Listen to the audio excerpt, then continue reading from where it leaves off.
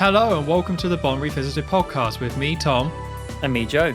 The podcast where we rewatch the Bond films one by one, discuss them, and then rank them alongside the other Bond films to build our own definitive list for the Bond franchise.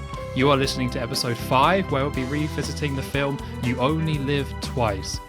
So we talked about Thunderball a lot last time, obviously. It was the episode about that film. But we talked about how it was almost like the beginning of the end.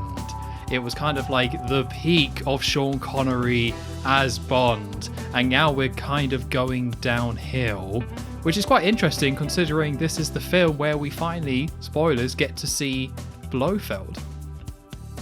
Yeah, we do. I say that with a bit of sadness in my voice since I mean, we do, and it's how many films in the making now? I suppose Spectre wasn't really in Goldfinger, so 3 films in the making. And it's something that I think is we'll talk about it, but it's something that I think is one of the not great points about this film. But yeah, you're right, this definitely is the downward trend of Connery, and I think that's one of the biggest things to take away from this film is that he just doesn't seem to be in it, really. Just not really there the same way he was for the earlier films. I could remember so little about this film going into it, which has probably been true for most of these, and is probably going to be true for a lot of these future ones as well. But it was really weird. Like, now that I've rewatched it again, it kind of seems insane that I did forget a lot of it. There is a lot of moments in this film. I would say potentially there's more iconic moments in this film than in Thunderball. But for some reason, because it's that awkward film where it's not Thunderball, it's not the big spectacle, it's not on Her Majesty's Secret Service with a different Bond, it's just that one in the middle that gets you between those films. And that's not to completely dismiss the film or anything like that, but in my head I just couldn't remember the film. I know I watched it, I just couldn't tell you anything about it. It's the one that has Blofeld and the big reveal, and scary man with the eye scar and the white cat, there he is in full view. But I forgot just how much it crams in, given that it takes place in one location pretty much, how many stunts and how many set pieces and how many action scenes it crams in. I think this one's shorter than Thunderball. It's just like one after the other. So I think, there's a lot that I forgot about this film, that when I watched it for this, it has this, and then by the time we even realise that, it's on to the next stunt. I'm like, wow, okay, moving quick. But does it deserve it? Actually, I'm quite interested. Like, if you ask the typical Bond fan, would they actually agree with this kind of assessment that it's just that awkward middle one? Because I kind of feel like, we're here on this podcast to express our opinions, but I'm not too sure how much we actually sync up with a typical Bond fan. Maybe people who love this era actually think that, it's the Blofeld one, it's the one in Japan, it's the one with the volcano base and things like that. Maybe it does stand out more. I don't know. I think it does. It stands out, particularly given the rise of all of the cliche Bond traits. Dr. Evil, Austin Powers. That is, watching those elements in this film, but not as a joke, was really jarring, at least for me anyway. So I think, it stands out in that regard. But honestly, it's sort of. And by the way, I've already lost. Like you're saying about like what do you think people's reactions are to our opinions. I've already lost everyone with my opinion of Goldfinger. I feel like so it's all right. I'm fine just to carry on ruining people's opinion of me. That's good. Well, I'm going to start saying I love Diamonds Are Forever, so that's going to seal the deal. Well, I won't be attending that podcast then, I think. I can't wait. It'll be just a 5-hour-long podcast of me talking about Diamonds Are Forever. Oh, God. It'll have like negative downloads somehow. Yeah, it's being deleted off the internet. I want a refund for this free product. Shall we get into it then? Let's get into it, yeah. Yeah, I feel like we're not as high energy today, and I think that is somewhat because of this film. So I think we've already feeling our hand a little bit with our attitude. Yeah. Maybe we can perk up a bit. I don't know. Listen, I've got my blanket on because I'm cold, so I'm ready to go. Well, he's got his I'll perk blanket. up. He's got his Bond blanket on. His Roger Moore blanket, I'm assuming. I could go get my Roger Moore pillow, but it's downstairs and it's too cold, so I'm not going to do that. Damn. It's too far away. Yeah. So we start off, once again, Bond coming across. Was it just me, or was the Bond theme being played at a different pitch than normal? Oh, so hang on. No dot stuff. Yeah.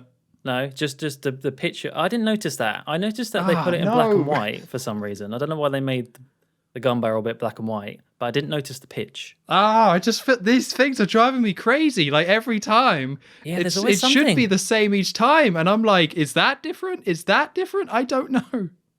I think maybe they're just playing tricks on you. I don't know. It could be.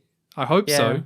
I didn't notice any pitch change, but again, I was having some issues with audio stuff and trying to get the right balance of audio on my on my PS4. So that's besides the point. I think you're on your own. Sorry. Okay, cool. It'll just be a gas leak, but we'll deal with that after this. Did you start seeing some very strange things later on in the film? I did. Actually, that's just the film. It's Yeah, fine. that's the not, film. That's That not was the scene.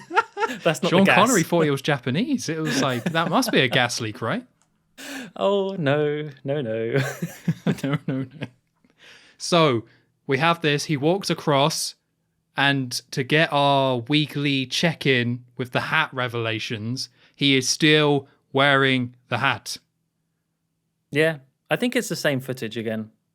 I think it so is. as well, but last time the hat disappeared. But it's back. You need to stop with this hat stuff. Hey, if they keep reading me in, they keep putting this stuff down. If they just kept it simple and he just had a hat and he just kept his hat, I wouldn't have minded. But they're the ones just saying like, "Oh, does he have a hat? Doesn't he have a hat? Just pick a hat or don't."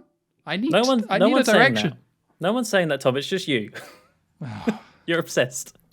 I did look it up about that Thunderball scene, Oh yeah. just to go to your point about obsessed. And apparently, no, it's just a continuity error.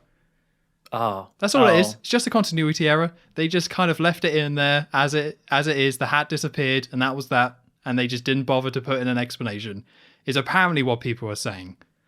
Well, that's no fun. No, Oh. but it was also black and white, wasn't it? Yeah, it was black and white. Okay, good. It was. Yeah. Good. For I some wasn't reason seeing color. That's good.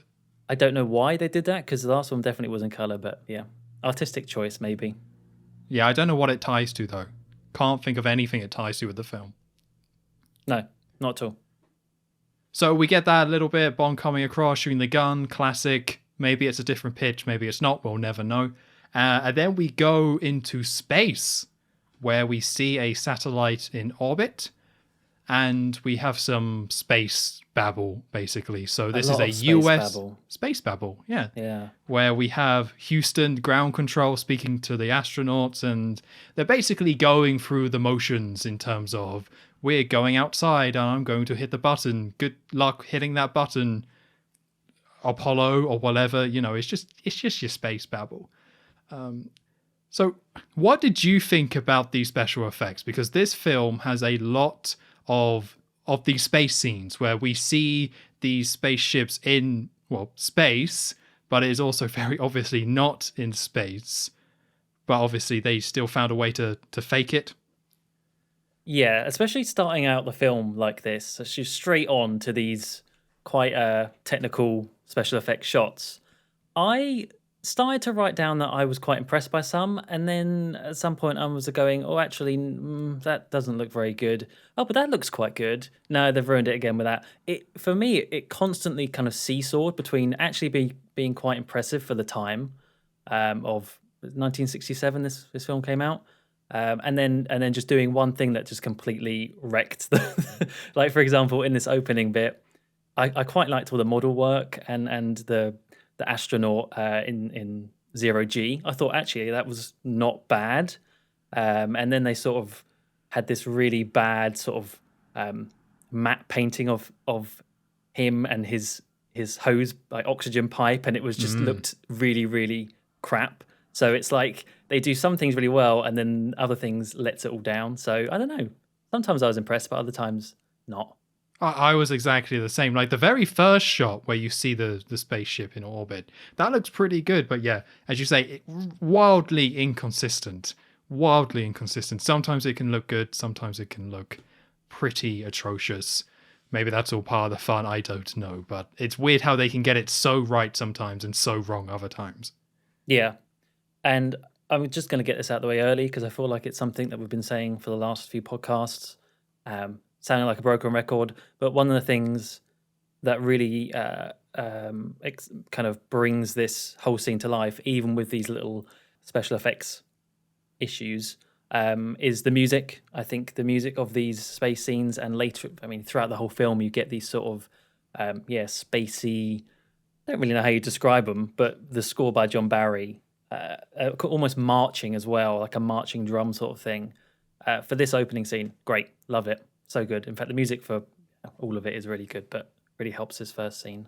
Yeah, there's a very specific piece of music they use for these because throughout the film, there's quite a few space scenes where we see some spaceships, well, in space, and they have a very specific theme for it that plays, so you know what's happening. And 100% agree. It's a classic. It's very iconic, I guess, in its own way because it's tied to these scenes. But yeah, it just sounds good. It is. I feel like Austin Powers did do their own version of this theme. I can't say for sure, but I feel like they did also take this theme, and it maybe just isn't Austin Powers, but this, just like a lot of the film, this theme also gets parodied elsewhere. Really? I can't think of that off the top of my head, but I wouldn't be surprised because, like Goldmember, there's a lot of space stuff. So, yeah. Yeah, I think so. I might have to look that up. But basically, the whole point in this is that we have this US ship floating in orbit. Then they see something on the radar, a little dot. And they're all very confused. And they're like, what is that? Is that another spacecraft? What's happening here? And is there a name for this spaceship? What, the evil one? The evil one, yeah. I think there is, but I have since forgotten. Something tells me it's Bird, but I don't know why. I couldn't tell you. I put bullet spaceship the whole time because it looks like a giant bullet to me. It does, yeah. I don't know if they ever kind of give that detail, but it kind of just linked into the whole, as you were saying, the space babble. Yeah. It's just happening. It's just happening. So. Yeah, so this other dot, which is, I'll call it the bullet spaceship, comes out of nowhere. It then opens up at the front and basically swallows the other spaceship. But what's also quite cool about this scene, despite the effect of the astronaut not being very good, but one of the astronauts is out of the ship. So as this other ship is stealing it, I guess, and sealing it up, that astronaut is outside of the spaceship, so his oxygen thing gets cut, and he's dead, and that's it. It's like, oh, wow, that's pretty hardcore for a Bond film. And also, it's very different. It's a very different death than we've seen in the previous Bond films. So, yeah, they really went all in with this space element. Maybe not as much as Moonraker later on, where it maybe went a bit too far, but they definitely. Take the space plot and go with it. We get, as you say, lots of scenes in space coming up and the music with it. So, yeah, straight off the bat, we're getting quite a cool death, if you want to put it that way. Yeah, it's pretty grim is the word I was thinking of, but cool worked as well. I guess it depends how you feel about space. If you're pro space, then I guess it's not too bad. I hate space. I wish it would just go away. Boo space. That's what I do at night. Is I just go off and I boo the sky. Oh, you again? Just shake my fist. Yeah. But also, and we'll probably talk about this later, I think it sets up how this film has a much more casual attitude towards death, where quite a lot of people just die in this film. And Bond has been very casual about it in general, but this is the one where I feel like there's a lot of people that die, and there's zero weight behind it. Like, this is the film that kind of established that. And even though I felt like this was quite grim, I think arguably it does kind of reflect how the director and the story was approached, which was like, yep, a lot of people are going to die, and that's just part of the story. That's actually really true. I did note down later on that there are some deaths where it probably would have been better if there was a bit more attention to it, and maybe a bit more making it a bit more grim in terms of like hanging on someone, like screaming or something like that, which kind of sounds really psycho when I say it like that. But yeah, they just get on with it. There is no wasting with this. Like someone dies, on to the next scene, and sometimes that does deflate it. Other times, as you say, maybe it's just this idea of wanting to give that impression of just there is just a lot of death. Just get used to it. But I think coming from the previous Bond films where some characters' deaths have been quite focused upon, there's not really that in this. No, but we'll get there. But yeah, I feel like it kind of starts out with this, even though it is quite grim for me. So we go from that and we fade into a snowy type area where we have a load of diplomats basically sitting in a room where the US diplomats, who are not very happy about this, saying, "You Soviet Union guys, you've stolen our spaceship. This is an act of war." And then the Soviet Union guy saying, "No, we didn't do it," but looks surprisingly like, what would you describe his look at? Slimy? Smug? Like he's just sitting there looking like very casual, I guess, and nonchalant, considering how he's being accused of starting or trying to start World War III. Yeah, it didn't seem like he was taking it particularly seriously. I don't know. I think it's something about the actor they chose to be the USSR representative. Just didn't seem Russian enough to me. No, not Russian enough. No, like the American is very American. The British guy is like, oh yeah, yes, well, actually, gentlemen. And then the Russian guy, I don't know. I just feel like he could have been more Russian, but that's just a minor nitpick. You're right. He did sort of have this laissez-faire attitude on him. Yeah. Although I did like the US guy being very emotional. Maybe it's just because I'm British, but that was like, yeah, this sounds about right. This is, definitely playing off stereotypes, but I can get down with the stereotype of the US being very over the top, while the UK guy in the middle of them is like, now come on, boys, let's all talk about this. We can sort this out. Cup of tea and then we'll sort this all out. Yes. Yeah, it was very much like that. Yeah, so while the US is blaming the Soviet Union or the USSR for this, and they're saying, nope, we didn't do it, the UK diplomat in the middle is saying, we don't think it was Soviet because the bullet spaceship landed elsewhere, and we have a man in Hong Kong currently. Now, how did he phrase this? I don't think I wrote it down right in my notes. He says, I did write it down because I think it's potentially the first, I can't think of it happening before, the first of these sort of cut gags where we get these quite a lot later on in subsequent films where the British diplomat says he's working on it now, and then it cuts to Bond and the character does have a name but I've now forgot. Ling in the bed in Hong Kong. Yes. So yeah, they're together in bed, sort of about to, I think she's about to give them a massage or something like that. They're about to canoodle in some way or another. Before the bed that they're on, where she gets out, and then the bed that Bond's on sort of flips upwards. It's one of those ones that flips up into the wall, and then two armed men come in and just blast it. So, anyways, I started blasting into it, and oh no, Bond's been killed because I think the police then come and put it down and. Yeah, and Bond's there, and there's even some blood. So it's like, wow, it's really happened.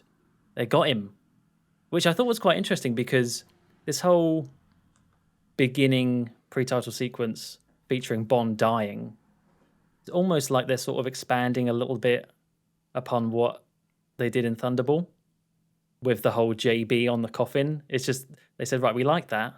Let's do it, but let's go even further. Let's actually kill him and show the body with some blood. I don't know why they were sort of fixated on that right now, but yeah, they really wanted to have that intro of Bond dying and the not really a cliffhanger, is it? But just a nice point to jump off of for the title sequence. Well, it's not even just Thunderball, is it? Because this is how From Russia with Love started as well. You see, right? You see him get choked out and killed, just to be revealed. No, it's not actually him. Yeah. I didn't even think about that. So you're right. It happens quite a lot. It's 3 out of 5 of these films have featured Bond being killed in some sort of fake way. How long does it take until they eventually do stop doing that? I guess it's the next one that they do stop. Yeah, I guess so. Yeah, I just really liked it for that little while. The thing I quite liked about this sequence, though, is how quick this all kind of happens. So Bond's in the bed, she jumps out, and then it's one of those where it flips into the wall. So that happens very quick. So poor Sean gets flipped. And then these two men instantly run in and shoot them. Like, instantly. Like, they were outside the door waiting for the bed to flip, I guess. And then are just right there with the guns. Like, by all accounts, that looks like that should have worked. Like, I know it was a fake out, but that looked like a very solid plan. They were ready to go, and they shot him straight away. Like, I feel like Blofeld should have taken notes on this one and just done that again. Like, right, that worked like a charm. Like, that actually worked, so let's do the old bed flip and just shoot him. Because I think that would work if they were doing it for real. 4 months of rehearsal it took them for that. Yeah. Yeah. Every step choreographed. That's how it was so efficient. Yeah. Kept missing their cues. They just kept missing the bed entirely. Yeah. You shot the woman. Oh, Oh no. oh no. Yeah, and then like comically fast, you get the police turn up, and then they don't waste any time with this this pre-title sequence, do they? No. But I will say overall, because now this is the blood stain on the bed, it zooms into that, and then that goes into the credit sequence. But overall, I might say this is my favorite one out of the bunch. Because Really? yeah, I really Oh. like how once again they've started with the slow opening where it's very quiet and things like that. And I like that you get the space scene straight away because we get a lot of these. I like that it starts with that. And then you get that other scene where it's the diplomat talking, then it's Bond with the death. I really like it. It's not an individual Bond story. Like, it is not, they're not approaching it in the same way that Thunderball did, where it's a self-enclosed thing. It's just a lot of events that tie into the main film, just kind of enclosing them into this short, I guess, few scenes. And I liked it. I was like, this is kind of what I wanted out of one of these. Yes, I know Bond's not really dead or anything like that, but I think it's a good sting to end on. And I think it just sets up the film quite well. And I like that the slower pace and not much happening builds up as we go. And then you're kind of left thinking about quite a lot of things during the opening credits. Like, what's going on with that ship? Is Bond really dead? The UK is being quite calm in that meeting, so that's pretty cool. I actually think this might be my favorite, but comparing it from Rush with Love is kind of unfair because they're very different things. But I definitely preferred it a lot more than Goldfinger and Thunderball. That's interesting. So does the fact that this doesn't really have, you could argue that the whole space stuff is the stunt, really. I suppose that's what you're meant to be impressed by, which maybe it was impressive at the time. But does that not bother you that it's not really anything very grandiose about it? Not really, because I don't think it tries to be. Like, I think if, in my opinion, it's successful in what it's trying to do, and it's not trying to this big stunt that fails, which is kind of what you could say about Thunderball a little bit. You know, that's trying to be this big and exciting thing, and it's not really all that exciting. This isn't supposed to be super exciting. It's meant to be a little bit more slower pace at the start and then building it up. So I think this is a good example of where they don't focus it around a stunt, and it still works. Okay. Yeah, I think mine will still, at the moment, would still be from Rush with Love. But I will say, kudos to this pre-title sequence for actually having dialogue that I can hear quite easily.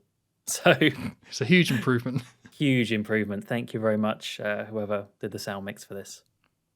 So you're saying you're not a big fan of this sequence? I think it was fine. It was fine.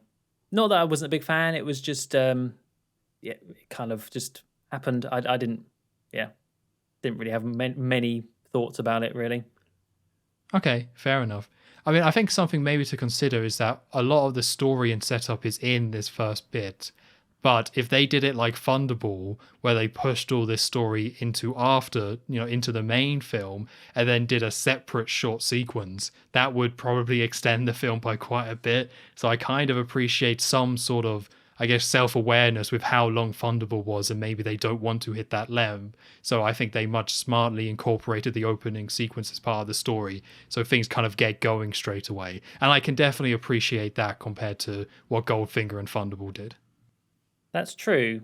That is true. Though we do get a lot of spaceship stealing in this film, so maybe we could have gone with one less. I don't know. That's another argument. But anyway, yeah. And then after that, we get into the title sequence itself with the song by Nancy Sinatra, "You Only Live Twice." I think I've always said that this is one of my favorite Bond themes, purely because of just that intro. The start of this song is just so iconic to Bond fans, especially. But I think it's been sort of sampled as well. Is it Robbie Williams used it in one of his songs? Millennium, I think, has it in it. But anyway, I'm not a huge Robbie Williams fan, by the way. I just just kind of recall that.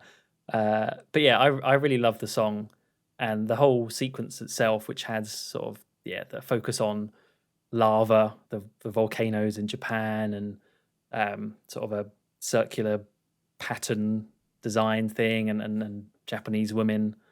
It's I would say this is sort of the first, given how they've all gone so far, the first 4 films, this is probably the one where it's kind of found the template that I think they have now for a long time.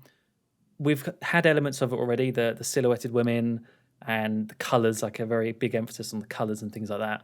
But now you've got all of that in one, and a lot of sort of layering of these things. So you'd have footage of a woman and then something in front of it, and then maybe like silhouette of something coming out, and then it's all wrapped into one now. And this is kind of it for that template. For that reason, I think it's quite good. I don't actually think it's my favourite so far. I still think that will probably be From Russia with Love for its simplicity, but I didn't mind this one. I think the music just really, really sealed the deal for me. Yeah, I found this one a bit odd because, like you say, they have taken a step forward here where it's not massively different from, say, Thunderball or anything like that in terms of like concept, but they're definitely executing a little bit more. Like there's all those circles with all the lines that appear behind some of the credits, like something that I think the last couple of films did was put the credits over the top rather than having it be projected on. And this one fleshes that out more by having kind of these circles behind it so they stand out, and there's a mix of silhouetted women and just women who are not silhouetted, so that kind of gives it a little bit of variety. But I wasn't really super into this one. I quite like the Thunderball one a bit more because I like those themes, but this one is definitely trying to tie into the motifs of the film with the Japanese woman and the lava. I don't know, I thought that lava footage was just a bit lame. Like, it just looked quite low quality. It wasn't very kind of interesting to look at when it really should be. Like, it's lava. Like, lava is quite interesting to look at. But this one, I feel like they just didn't have the technology for what they were trying to do. Like, if it was a modern day Bond film, they could probably do some really cool creative things with the idea of lava and lava flowing everywhere and over women or whatever. I don't know. But this one was just like stock footage of a volcano, but not even very interesting one. And I think I might have to upset you a bit on this one, Joe. I don't really like this song this much. Oh, no. I really like it as part of the score, and that's how I see this film. I think it's a fantastic backing track, and as you say, that the opening part of this song, I think when you hear it in the film, it's fantastic. It works really well, and yeah, I love that part of it. But the actual focal theme itself, whenever I try and remember how it goes, I always think of Nobody Does It Better instead. Okay, that's interesting. I mean, yeah, I can see the similarities there. Yeah, but this is a very different kind of Bond theme where it is more slower and it's not big brass and in your face. This is very different to what we've got from Shirley Bassey and Tom Jones. It's a little bit more romantic, I guess might be the word. Oh, yeah. Ballady. Yeah, so I think the strings work well, but the actual vocals and the singing and the melodies and stuff, I find that quite forgettable. So for me, I thought this opening was okay, but I've kind of preferred the simplicity of some of the other ones, and I've preferred some of the other themes as well, where this is just great backing track, but overall not one of the strongest themes, in my opinion. I definitely agree with you about the lava stuff and the stock footage. It's definitely clear it was just some stock footage that they had, and it didn't match the quality of what we later see in the film. I think probably a little bit too complex for its own good at this stage. Where you're right, it doesn't quite have the tech in terms of creating opening titles to make it as good as it could have been. I think it's one of those things that obviously does get better, but it just makes it look a little bit ugly, or yeah, I don't know, just a little bit clunky at times. But I don't know, it's all right. And also, did you spot that the screenplay for this film was by Roald Dahl? Yes, I did. Yeah, I actually totally forgot that beforehand. It's one of those things I remember reading. I thought, Roald Dahl, really? But yeah, apparently he was a friend of Ian Fleming or something like that. And It's like the perfect pub quiz question. Like yeah, if you went to a Bond themed pub quiz and they didn't ask you, which film was written by Roald Dahl, you'd be like, what are these guys doing? Like, what are these guys doing? Like, it's such an interesting piece of trivia that I feel like it's almost kind of taken its own form as that like interesting tidbit. yeah, yeah, and a new director as well. Yeah, new director. This time we have Lewis Gilbert at the helm. So this is our third director. So Terrence Young is now not coming back. He will not return. We will get Guy Hamilton back, but in the meantime, we get Lewis Gilbert, which I think he directed some more after this. I think the other ones he did, I was reading this the other day, was The Spy Who Loved Me and Moonraker. Okay, so some big ones. And another very heavy space one as well. So he must just love space as well. Big I guess nerd. So. What? What a nerd, yeah. What a nerd. So after the credit sequence, we then cut to a city harbor. And this is a really, I was really impressed by this opening shot. There's not much to it, but we get this nice big pan of this city harbor. You got all the boats there in the city and things like that. And it's a really nice wide shot. And then it kind of pans across to show more of the ocean and the boats. And I was like, that's a really good start. And this film has quite a few of these. And I think it's something Thunderball did well as well, but it's interesting that we have a different director, but he still very much focuses or spends time on big wide shots, so you really get a sense of the place that Bond is in at that time. 100%. Especially for a location like this where when it eventually does get to Japan and there is such a mixture of different scenery, you have, cities, and then you get to the more natural places and the shrines and things like that and castles. The cinematography for this film is definitely one of the highlights, and you're right, it's evident straight from the get-go. Honestly, I think that's probably one of the most impressive things to me about this film, is that some of it actually still, purely from a cinematography, like some of the shots are really impressive and they look really good still. Yeah, it's just interesting to see these places and see it in such a nice angle. Like, yeah, that in itself, we've talked about Bond traveling the world and how that's being interesting. But I think this is the first one, maybe Thunderball did it as well, but that really nails, you get a sense of Hong Kong and Japan purely by looking at these shots. And yes, maybe Goldfinger did it a little bit, but this one is kind of mastered that just through the cinematography. Yeah, and it helps that this one, I think Thunderball was also in widescreen or Panavision, whatever it was called back then. But as we say, I think this one handles it better.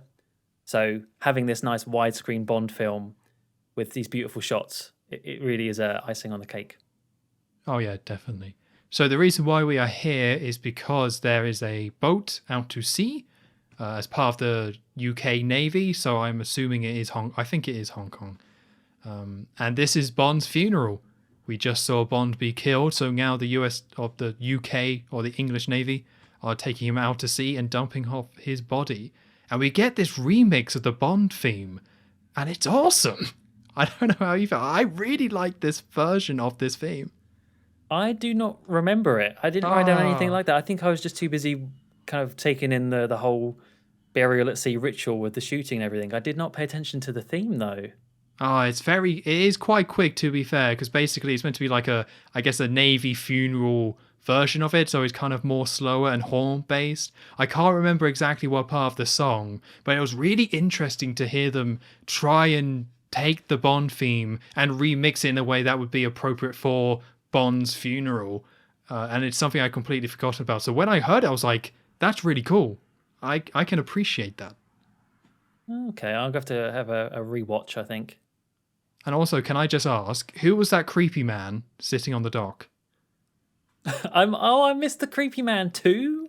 Yeah, Oh, there was just man. So basically, when the scene starts, we have the nice wide open shot, and then there's the man sitting on the table with the newspaper, where the newspaper says British Navy commander found dead. Right. Yeah. That does that sort of zoom into the the newspaper. I guess. I mean, yeah, was he meant to be creepy? Well, I only say creepy because he gets his like binoculars out and he's like watching the funeral from the dock. Is that implied? Oh, see, now I'm saying this without really remembering it, so I could be way off. But could it be implied that that's meant to be someone from Spectre? I would think so. I don't know if you would think they would show his ring, Spectre ring, something like that, but I don't remember. Although I do feel like, and it's something that's quite cool about this film, is that you can probably guess it's Spectre, but it does take a little bit of time before they 100% confirm, yes, it's Spectre. So it probably, in retrospect, is meant to be Spectre, but I think at this point in the film, they're still trying to keep up the hush-hush, let's all pretend it's not Spectre, even though we know it almost certainly is. Yeah, I guess that's it. In which case, that's kind of cool. Didn't think about it in that way, but yeah. Yeah. So as part of the funeral, they dump Bond's body into the sea. And then we get another underwater scene. They couldn't help themselves. They were like, we still got the tech. Like, we can do another one if you want. The guy, the stunt guy that did it all in the previous film was just still around. They just So, grabbed hey him. guys, need any more underwater scenes? Yeah, go on, then you can have a couple. Yeah, all right. It's just funny because so many people complain about the underwater scenes in Thunderball, and then we get to the next film, and like 5 minutes in, there's another diver underwater scene. It just made me laugh a little bit. It's short though, thankfully. It's very short. Yeah. So Bond's body lands to the bottom of the ocean, and then we see two divers appear, take the body, and then put it into a sub. Where inside the sub, we see these Navy people, Navy officers, cut open the body bag, and there is Bond. Bond is in the bag, but he has some sort of breathing device, which meant he didn't drown. And I don't think they ever explain how they did fake his death or how any of this stuff really works. I think you're supposed to just say, well, he's got the breathing thing, and just never really think about it because the film doesn't spend any more time on it than this.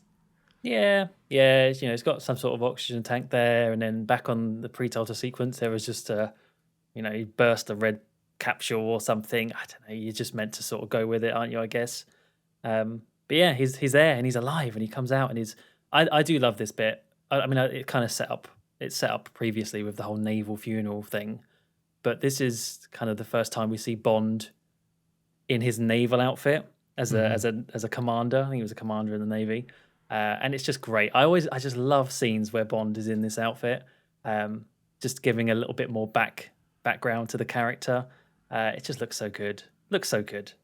Yeah, because he's all wrapped up, but as soon as he stands up, he is in this pristine, fully pressed, like Navy officer uniform, and I completely agree. It's so cool to see. But this instantly goes into the Moneypenny M scene. Yeah. So because we got a lot of the story stuff out of the way in the pre-title sequence, we're now straight away getting onto the Bond getting the lowdown, getting his assignment. And this scene starts with more hat stuff. We start on the hat. I did write, hat is back. Hat is back. So before we even see Moneypenny, it just shows a shot of Bond's naval officer hat landing on the hat rack. And that's how this scene starts, which I thought was nice because as soon as anyone who has seen these films sees that, you know you're in a Moneypenny M scene, because where else would they do a hat rack gag? Yeah.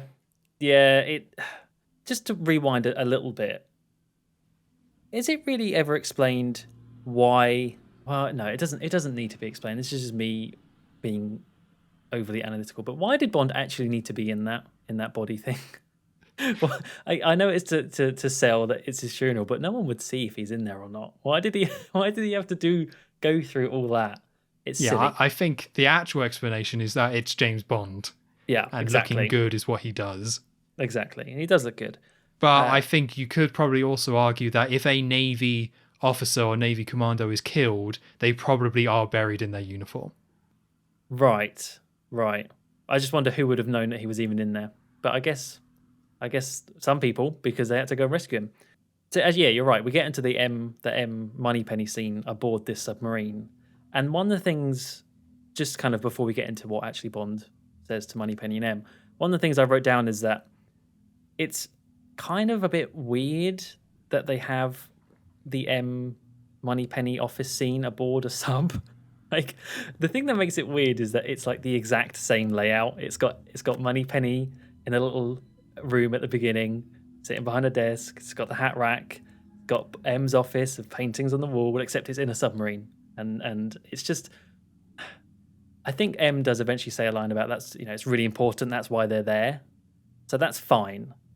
And I think it's just about passable in this regard. It did make me think later on in other Bond films, it does get a lot sillier where they have M offices and Moneypenny offices in just like ludicrous places. Like, I think one of them, there's like a boat where it's like off center, so everything's wonky, like at an angle.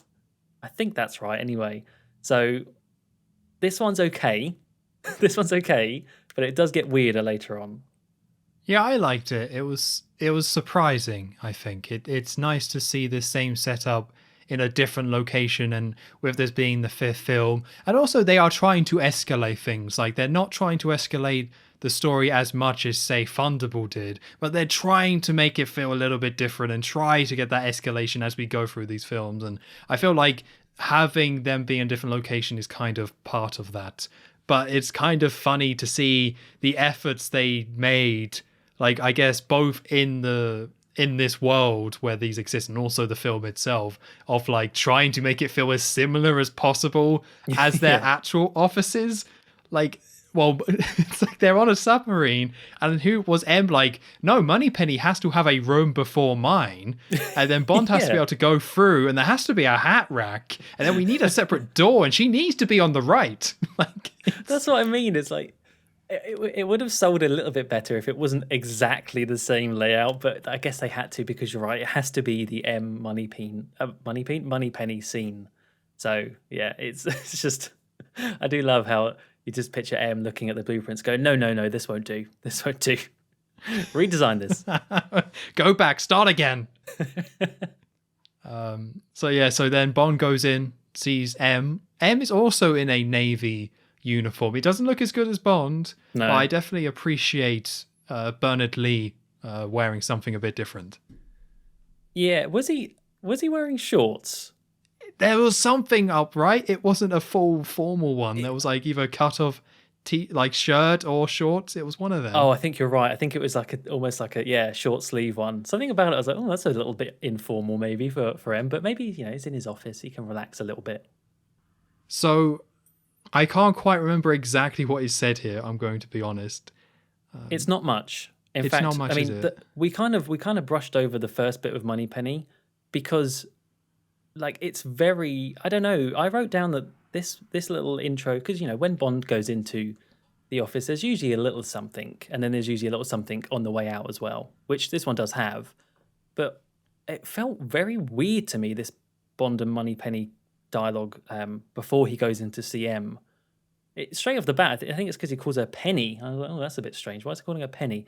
Is it that they're pretending not to know each other as well or something? Because, I don't know, it just felt off to me. But when he goes into CM, basically the only thing he really says to Bond is I think it gives the sort of time deadline for this, which was 3 days. And then basically just to go see someone called Mr. Dicko Henderson. And that was pretty much it. It's very, very light. Maybe because you're right in that they've set up a lot of stuff already, so they don't need to go through a lot of detail. But it is over kind of in a flash. Yeah, I think it's 3 weeks. Is what 3 weeks. Okay. Yeah, but yeah, I think in short, M saying, well, you're dead, so I think he said you're getting more elbow room on this one. And this is the big one. Bond's like, where did the rocket land? And he was like, Japan, we think? And then he does also say the US and the Soviet Union are at each other's throats at the moment, so this could lead to a big war. So yeah, Bond has 3 weeks, move fast, no dilly-dallying, get out there, and then that's it. So we don't really get much chemistry between these two, which is kind of a shame, but it's just, I guess, just not what this film wants to focus on. No, we need more time to dress Bond up as a Japanese man, so we need to hurry up with the plot. Oh. So Bond leaves the office, and then this is when we get the chemistry between him and Moneypenny, the usual chat. Yeah. Where Moneypenny asks, how was the girl, the one that Bond was with? And then he's like, she'll never know what she missed, I guess. And then it's in this one where Moneypenny says, we have a password or a passphrase for you. So when you're in Japan and you're meeting up with the SIS, is that the name of the organization? Yeah, I think so. Yeah, the SIS, you need to say this passphrase. And she says, it's I love you, which is something that comes up quite a bit in this film later. Yeah, she's like, could you repeat that to me just to make sure you know it? And he's like, yeah, it's fine. I got it. Yeah, I got it. One thing about that, very, very, very quickly, I completely forgot that was the code phrase for this film, I love you, because I've recently been playing Destroy Humans 2 video game, which takes a lot of Bond things, and there's a character called Dr. Go, and in that game, the code phrase is "I love you." And as I was watching, I was like, "Oh, okay." So yeah, it just makes me like that game even more when I remembered that connection. Yeah, I don't have any strong feelings about this. It does feel very different, but this film in general established so much like Bond cliches, I guess, or established so much in the Bond canon that people think about when it comes to Bond that I was like, whatever, it's fine. But it is at first I thought it was a little bit weird. Then doesn't Moneypenny, I think she goes to give Bond a quick translation guide for Japanese, and that's when Bond just casually just throws out that he studied Oriental languages in whatever school it was he went to. It was Cambridge. Was it Cambridge? It's like, yeah, thanks but no thanks sort of thing. It's like, wow, all right, it's just trying to be nice. I don't know. I quite appreciated that we had Bond say like, I went to Cambridge, because we talked about it before, and we know Bond is very skilled and knows a lot and is very knowledgeable. So I kind of like the very quick line of like, part of the reason why he knows a lot is because he went to Cambridge. You know, it's not a big thing, but it was nice to kind of have that confirmed in the films themselves. It would have been nice if that was a setup to actually have Bond use some Japanese in the film, or maybe have some scene where he needs to know Japanese to get past someone, or out of some situation. I think the most he really says in this film is "domo arigato." Like, it's not much that he actually says in Japanese, which is a bit of a shame when they set it up like that. Yeah, that's a really good point. Everyone just speaks English to him, don't they? Yeah. I can't even think of a translation scene. Everyone just comes up to him and speaks English. Nice and easy. Well, you're clearly not Asian, so I'm not even going to try. No matter how hard you try. Yeah. So after the little meeting with M, one thing I wanted to question, do they really shoot people out of submarines? Because he gets loaded into sort of like the torpedo bay and shot out. Does that happen? didn't take it as that, but I might not have been paying enough attention. I took it as Bond left the submarine and they just fired a missile at the same time to hide it. Although now that I'm saying that out loud, that doesn't really make a lot of sense. I don't know. I just thought that seems a little bit dangerous. But maybe you're right. Or maybe they do and it's fine. Maybe they just do it for fun. But anyway, Bond gets shot out and is able to sort of swim away because obviously he's still meant to be dead. Although, yeah, we'll get onto that later. But yeah, he eventually gets to Tokyo.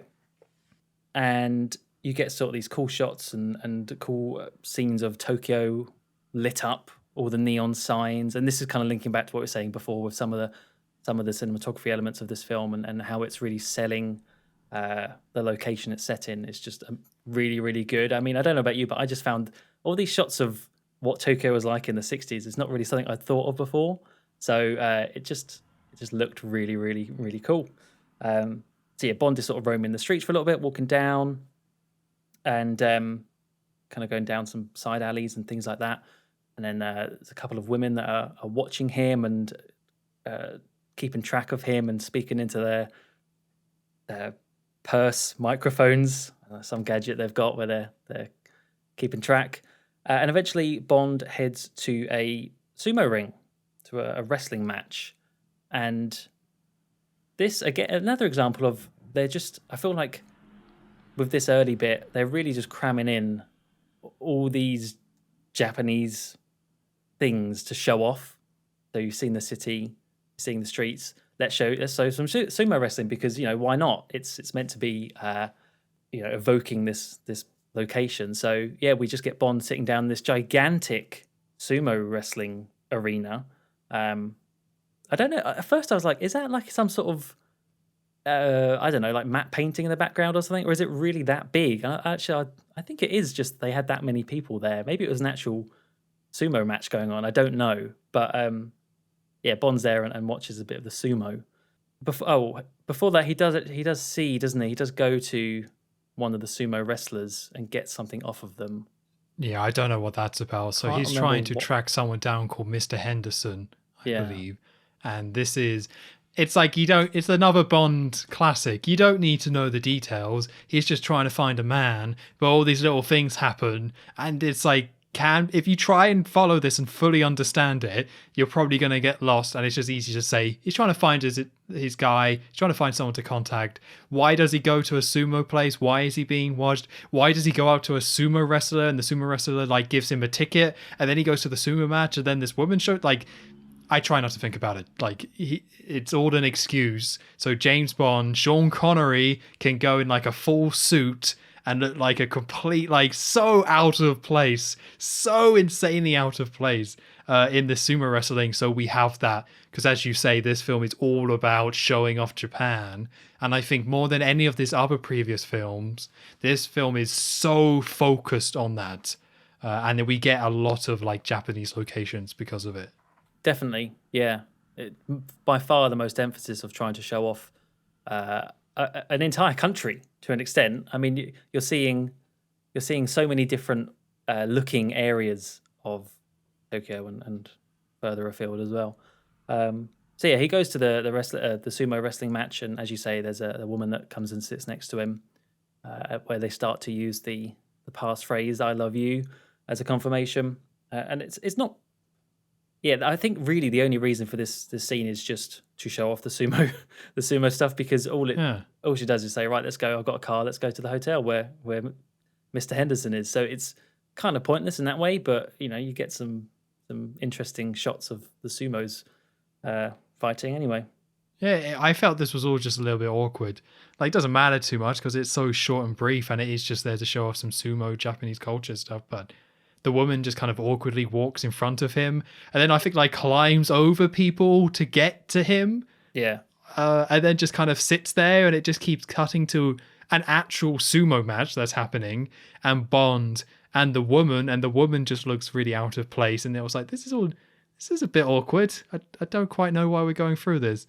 But again, it's not that long, so it doesn't matter too much. But I think it's here where we hear what do I call this? Like a Japanese style version of some of the Bond theme that plays in this film. And I have to say, I don't really like this. I just don't see the point of taking that Bond theme and trying to make it sound like it came from Japan or using some more traditional Japanese instruments. I think it kind of works better where they write original music that matches the plays rather than trying to take this Bond theme and rework it. I just don't think it's necessary. I think I know what the track you're talking about. I couldn't tell you what instrument that. Yeah, I'm trying to think of the actual sort of Bond notes and how it's sort of like a plucky instrument, isn't it? Some sort of plucky string thing. Yeah. Yeah, I can see what you mean by that. It does seem a little bit forced into it, and we have such nice music for other parts of this film. It doesn't really maybe work in the same way. Yeah, again, it just wasn't for me. I just didn't. It just felt unnecessary. That's all it kind of was. So after that, the woman. Do you know her name? Because I didn't write it down. Her name is. I did write it down.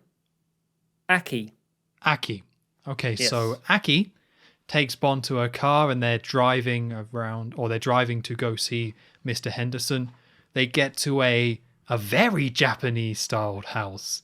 I don't know what Japanese architecture is like, but this one is like the most stereotypical to the point Japanese house. And if this is just how Japanese houses are, that's totally fine. I've never been, but this is, and I feel like in some cases maybe it's like over the top in terms of like that Japanese traditional style.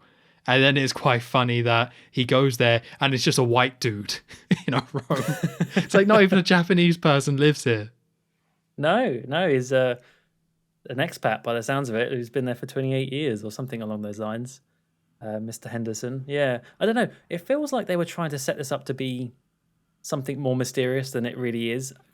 They're very, I think, with this whole Mr. Henderson and then Bond having to go to the sumo wrestling match and there he's getting a bit more information about where to go. And then they do have that reveal and it's just an oldish man. It's like, okay then, which is fine because I actually really like this character. Bond goes into this hotel room and as you say, there's just a guy there who I think helps a little bit with what Bond's mission is about working out whether the rocket did land in Japan, the one that stole the American rocket. And so he gives a little bit of insight into that. But I think for what is actually quite a short scene with this character, they do quite well. It sort of left a mark on me with just the little bits of dialogue and the things he's saying about being there for, I think it's 28 years he says, but still just learning the directions around Tokyo and getting Bond's martini order wrong and stirring it rather than shaking it. Just little bits, but for what is like really a quick scene, because he does end up dying, sadly, I actually really like it. And the elephant in the room is that this is the same actor that will then go on to play Blofeld himself. Oh, it's so confusing. I saw him and was like, that's Blofeld, right? Is that how this film goes? That Blofeld plays a normal person? And then later on in the film, he's like, haha, it was me the whole time. Here's my cat. But no, he just gets stabbed in the back and leaves. But I thought if it was Blofeld, that would be really cool because he gets the drink order wrong. And I like to think if Blofeld was going undercover, he probably would know how Bond had his drinks and probably would to try to wind him up, make it wrong intentionally. It's like, I'm going to stir this and not shake it. That'll show him. Diabolical. We got him. Yeah, no, it's interesting. It's almost like an alternate universe thing. But yeah, no, it's just I guess I really like that actor and brought him back, which is fair play. The actor's Charles Gray. A lot of people might know him from the Rocky Horror Picture Show where he plays the narrator. But I really like that actor. I think something about the way he talks and just the way he delivers his lines and things, it's very engrossing to me. It's not really doing much, but just I couldn't keep my eyes off of him when he was, given his dialogue in this bit. Yeah, and I think he's putting on a different accent to what we get in the later films when he does play Blofeld.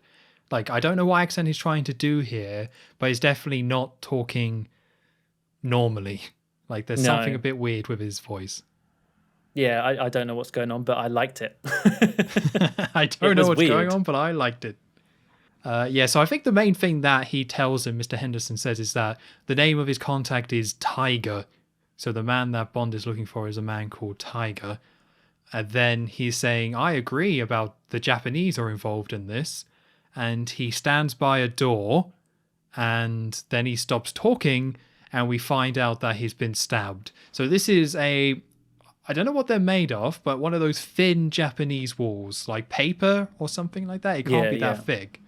And because he was standing next to it, someone was able to come up and just stab him in the back, basically. Quietest stabbing in the back ever. Must have been a very, very sharp blade. Yeah, I guess so. And so somebody has stabbed him and he runs away. Bond gives chase and just kind of catches him straight away and just grabs him and just chokes him out. And there we go. Bond got him. Good job. Film over. All done. Yeah. No, actually, he does something which I think it's sort of a bit of a film trope, isn't it, about dressing up as the person and disguising as them. So that's what he does with this henchman. takes his coat, and just luckily the guy, the assassin, was wearing a mask, which helps as well. So he puts on the mask and I think pretends that he's been beaten up or hit or something, and just dives into the back of the car where someone was waiting for the assassin. But yeah, it's like, oh, actually, that's quite a smart thing to do, you know. Well done. Yeah, do you think, because he makes some very odd noises, basically pretending to be hurt, so the guy wouldn't kind of question him and stuff and would just go. Do you think that was actually Sean Connery making those noises? To be honest, I didn't really think about that. Because I almost feel like they got an actual Japanese person and dubbed it just to try to make it sound more authentic, because I don't think Sean Connery could make some of those pained noises that he's meant to have made. I don't think Sean Connery would have agreed to make those noises by this point. No. Like, okay, for another 100,000 maybe, yeah. Yeah, so yeah, he gets in the car. It's at night, so yeah, he's got a hat, a trench coat, and a mask, which is why the guy doesn't kind of recognize him, and he's hiding his face because he's pretending that he's been hurt. And we get to Osato Engineering. Am I pronouncing that right? Yeah, I think it's Osato, something like that. Yeah. So basically he's being driven there. And then we cut to the guy who's driving the car carrying Bond in like a fireman's lift hold over his shoulder. I guess basically because Bond's pretending to be injured, the guy has picked him up and is just carrying him out. And it just looks so silly to see James Bond in a hat and coat and mask being carried like a child over this big guy's shoulder.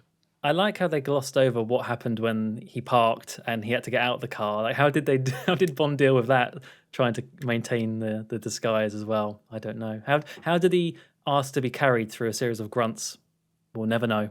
Well, he went to Cambridge, don't you know? So there's a whole course on grunting. Moneypenny threw him a book on grunting in Japan, and he was like, "No need, Moneypenny. I went to Cambridge." That would have made it a lot more satisfying for me, because it's like, okay, yeah, in action. But yeah, no, you're right. He gets carried into this room. I don't know what it is exactly. It's just got loads of weird furniture and things, and put on the sofa. It really made me laugh, this scene where the guy, the henchman who drove Bond there, takes off his mask whilst Bond's lying on the sofa, and Bond just has to say something. He just has to say something, even though it cost him the upper hand of having like the first move for this fight. So he rips off the mask, and then Bond just goes, "Good evening," and I think it just reminded me of like "Hello there" or something from Star Wars. But yeah, like it just he had to say that, even though then sort of negatively impacted the whole fight from the get-go. Oh yeah. And this fight, it feels like this fight is very similar to some of the ones we saw in Thunderball, where it's Bond versus someone, somewhat awkwardly having a bit of a wrestle and throwing things at them and things like that in a big empty space that probably might be too big.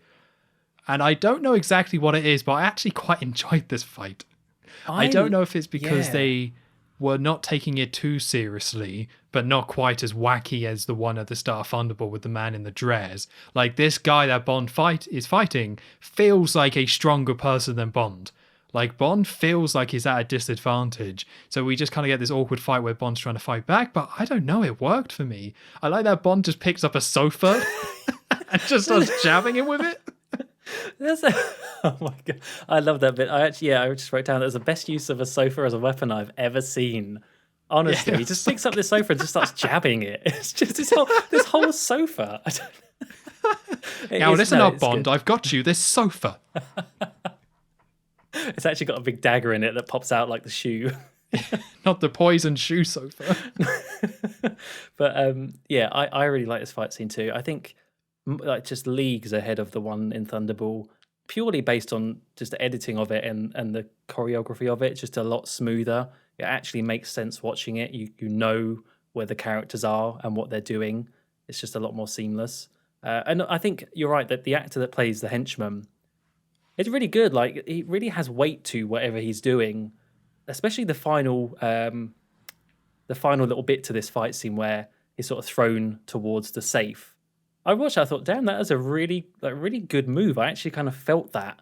unlike Thunderball, where it was all a bit floaty and messy and couldn't really follow what was going on. So, but you're right, it's the sofa that really made this for me. I love the sofa. Yeah, it was so good when he did it. Because after this, Bond then uses the sofa against him and then tries to do a sword, but the man just gets the sword. So it's just trying to stab Bond. And there's just a lot of flipping of people in this, which, is a little bit silly, but it just works. Like, it's just that Thunderball template, but what if it was good and enjoyable? Yeah. So Bond does eventually win, because of course he does. I didn't write down how he does win. Oh, he just whacks him with like a big statue thing, that like a big heavy item, basically. Ah, yes, that's right. Yeah, then it breaks, doesn't it? Yeah. So he's knocked out this guy, or potentially killed him, but I would assume knocked out. Let's say knocked out. Yeah, knocked out.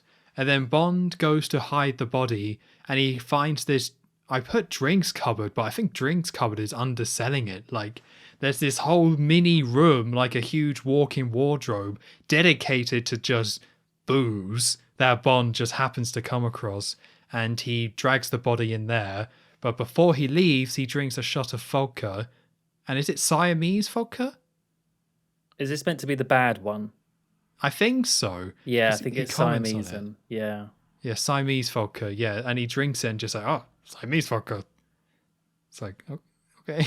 I don't know enough about vodka to know if that's fair or not.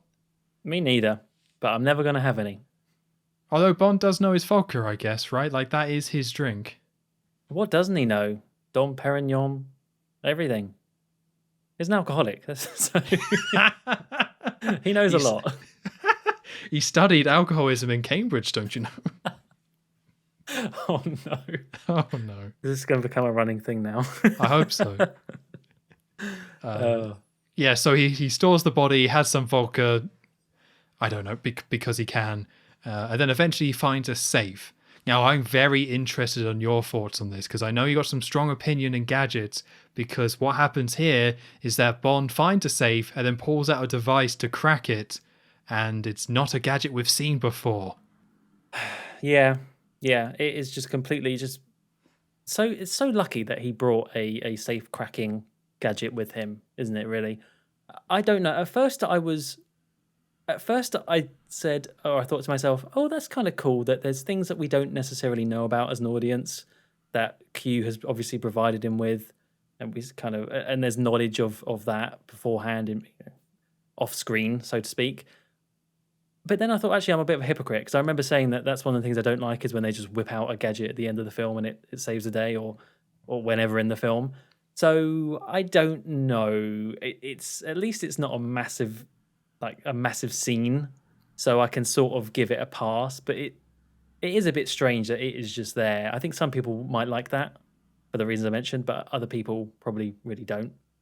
Yeah, I like it, but it's kind of for the reason you described. It's minor. Like, it's not the pivotal point of the film where he's fighting the final villain and then he just pulls out something. This is just, hey, Bond is out, he's a spy and he's trying to find out secrets and things like that. So it probably makes sense that he would have some stuff to break into places and things like that. So it's the first time we've seen something like this, but I was like, yeah, that's neat. I'm down with this. I know why you really liked it. Oh, yeah, yes. I know why you really liked it, because of what it leads to. Yeah. He's back. He's back. So Bond is trying to crack the safe, but oh no, goodness, there's guards on the way. So we get a little short scene of Bond trying to crack the safe under pressure. And during this scene, we get a lot of front face shots of Sean Connery, and he is sweating like a good one. Oh, he sure is. There are beads are forming. It was great. 10 out of 10. 10 out of 10. I don't know. I'd say 8 out of 10, could be closer. Yeah, I'm trying to think. We need to do a ranking of Sweaty Sean shots at some point. Let's do that as a bonus episode. I think so. Yeah. That'll be the longest episode we do as well. And people will listen to it. I hope so. I don't think it was as good as Thunderball, but it's a more traditional Sweaty Sean scene, and I can appreciate them going back to basics for this one. Oh my God. Can we please move on? Go ahead. Feel free. Okay, so yeah, Sweaty Sean unlocks the safe just in time.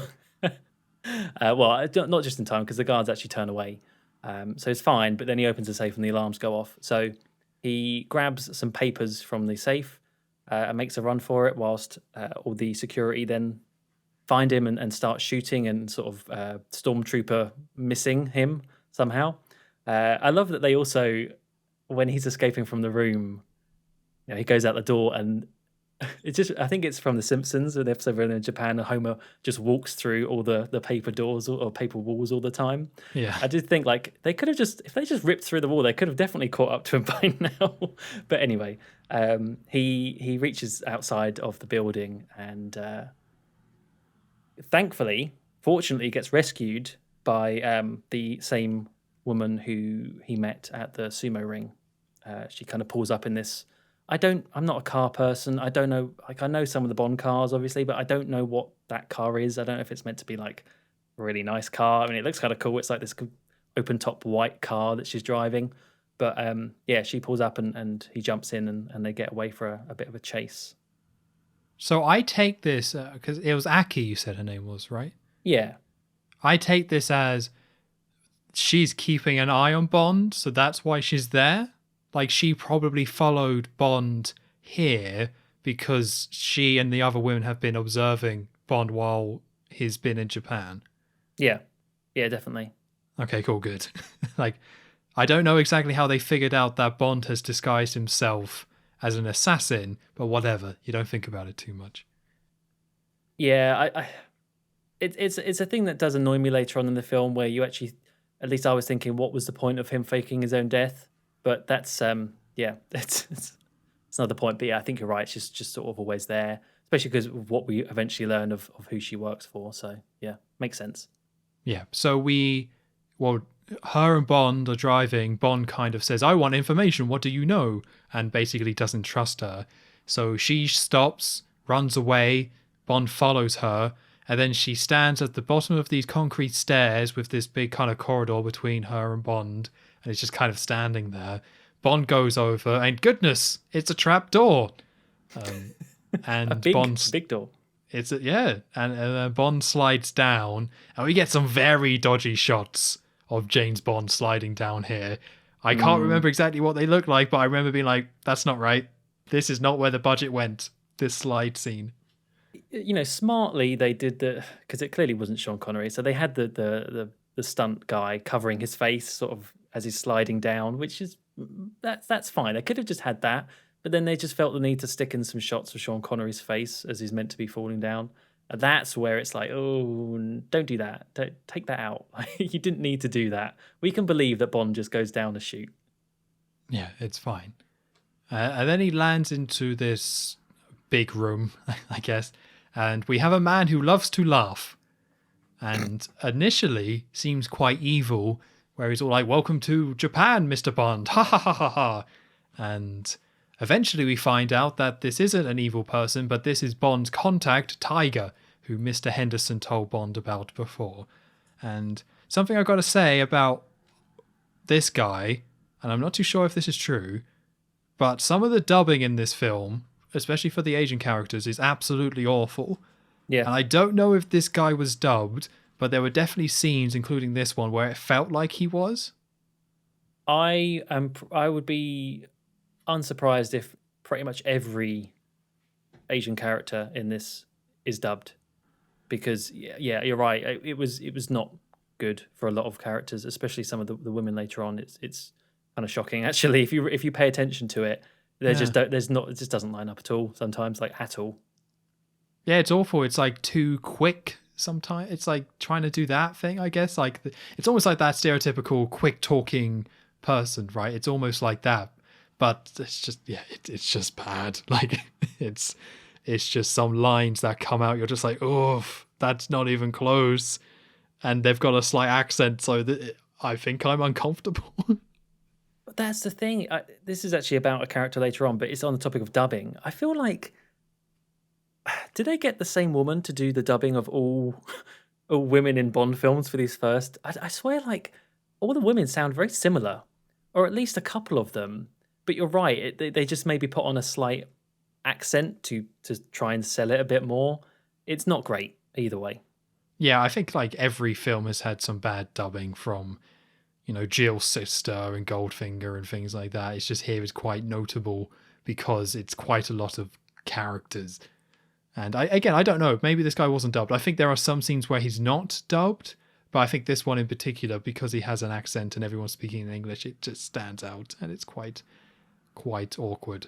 But something that's quite cool about this scene is that so basically we see that Tiger kind of has eyes everywhere, and he shows him these TV screens which shows Bond entering the engineering place and kind of him going down the slide as well, I think. But he has these like really weird circle TVs, and I don't know if they're meant to look futuristic, but because it's like in the 60s and the 60s trying to look futuristic, it looks really retro in a way that I actually really liked. Oh yeah, yeah. I mean, we've said a couple times now that some of these scenes are set in very big rooms, but the rooms do look good. They're always full of interesting things and the design of them. And you're right, these TVs, even though they're very very badly kind of rotoscoped when they walk in front of them and things, and they're rotating around. Despite all that, it still looks cool. Yeah, definitely. I definitely enjoy these sets. I don't know when they go bad, but they haven't gone bad yet. Oh, that's interesting. I mean, yeah, probably in the 70s it's going to go bad. Well, you just wait till times are forever. I will.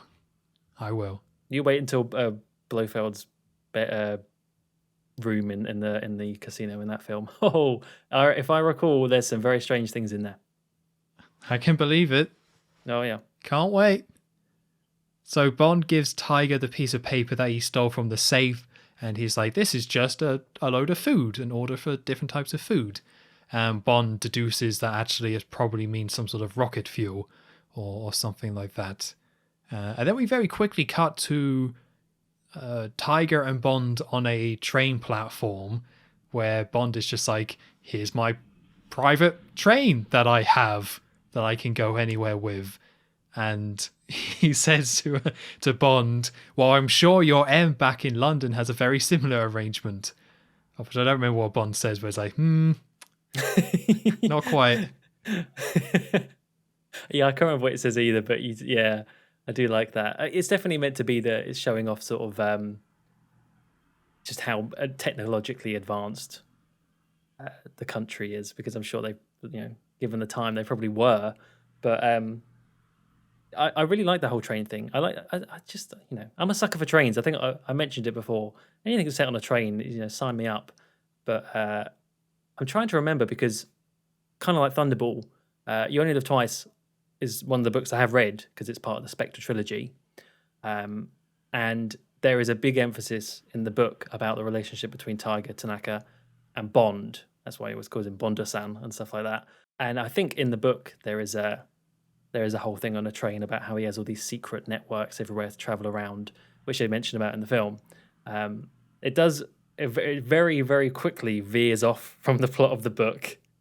I will quickly mention it now just because we probably won't talk about it again, but basically the plot of the book is that Blofeld, instead of any of this space malarkey, Blofeld has a garden of death where he has poisonous plants and people come and kill themselves at it. That's it. What? Yeah.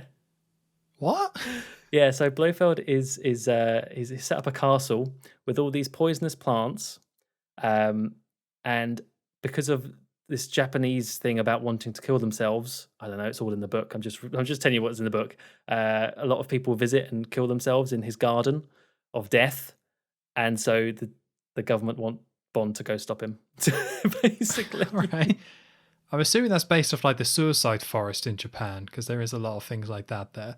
Yeah, I guess so. And I think that's maybe what they were trying to touch upon a little bit in No Time to Die. But anyway, that's besides the point. Anyway, space. Space, yeah. This is all about space, damn it. This is modern. This is cool. So they're on this train, which is also very wooden. This has a very kind of wooden aesthetic inside this train. So it doesn't look like a normal train. Like, it feels very tailored. And as you say, this is a lot of this character is showing off like how advanced they are and all the different cool stuff that they have. So they sit down. They have a very pleasant time on this train, all being said.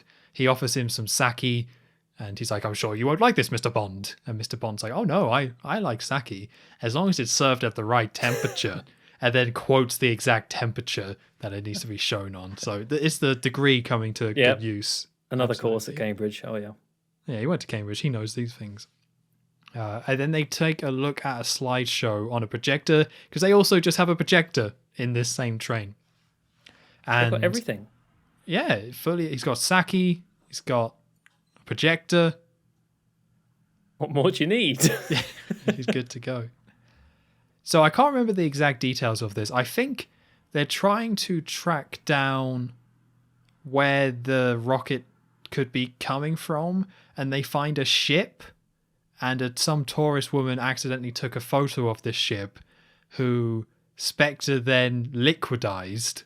Interesting choice of words. Yeah, they liquidized her to take care of the problem, but Tiger and Bond have still ended up with these pictures, so they're now going to take a look at the photos to see if they can track down where this ship is, which I think does come back later, but this is another one where I got a little bit lost. I was just like, oh yeah, there's a boat. They're going to find the boat. A woman got liquidized. Good. Yeah, they didn't want anyone seeing this boat, and I think they also mentioned about some divers being next to it, so I guess they kind of, from that, can whittle down where it is. I think you're right, though. It's sort of like you just don't really need to pay too much attention to it. You just, I think by this point, it's like you sort of know that because they mentioned about the rocket fuel stuff. So I think that's the thing. You're like, okay, rocket fuel, Osata, that's where we're going to go down. It's like, oh, that's fair enough. I can keep up with that. Yeah, this is just to simply, they looked at a boat. It's going to be important later, but that's it. That's all you need to know. Especially because now they're going to move on to some massages and baths. That's the important stuff, anyway. Him and Tiger. I think they go back to Tiger's. Is it Tiger's house? He says, like his own house or something like that. I don't know. Yeah. They go to this building anyway. This sort of it's like a very nice. What would you describe those as? I don't know, but it's like very Japanese looking houses, but again, a different type of very Japanese looking house. Yeah. So they're definitely out of the city now, sort of thing. And it's just a little bit of Bond and Tiger bonding, I guess, and trying to show the relationship growing a little bit on screen, because there's all this talk about, well, basically how well treated men are in Japan and how they always come first and women second. And, Bond would obviously love this. It's right up Bond Street. But he's there getting all these like women giving him attention and scrubbing him and all sorts of stuff. Like, he's loving it. But I can't actually remember if there's anything really revealed in this scene. I think it's more just going over the whole Russian and American war possibility. So the big thing that happens here is that Bond, and for the first time in the film, he says Spectre. He says, I believe this is Spectre doing this, which is no worry. But going back to the women, yeah, this is a bit hard to watch. Like, he straight up says, like, rule 1, never do anything that someone else can do for you. Rule 2 in Japan, men always come first, women come second. Mm-hmm. And it's, yeah.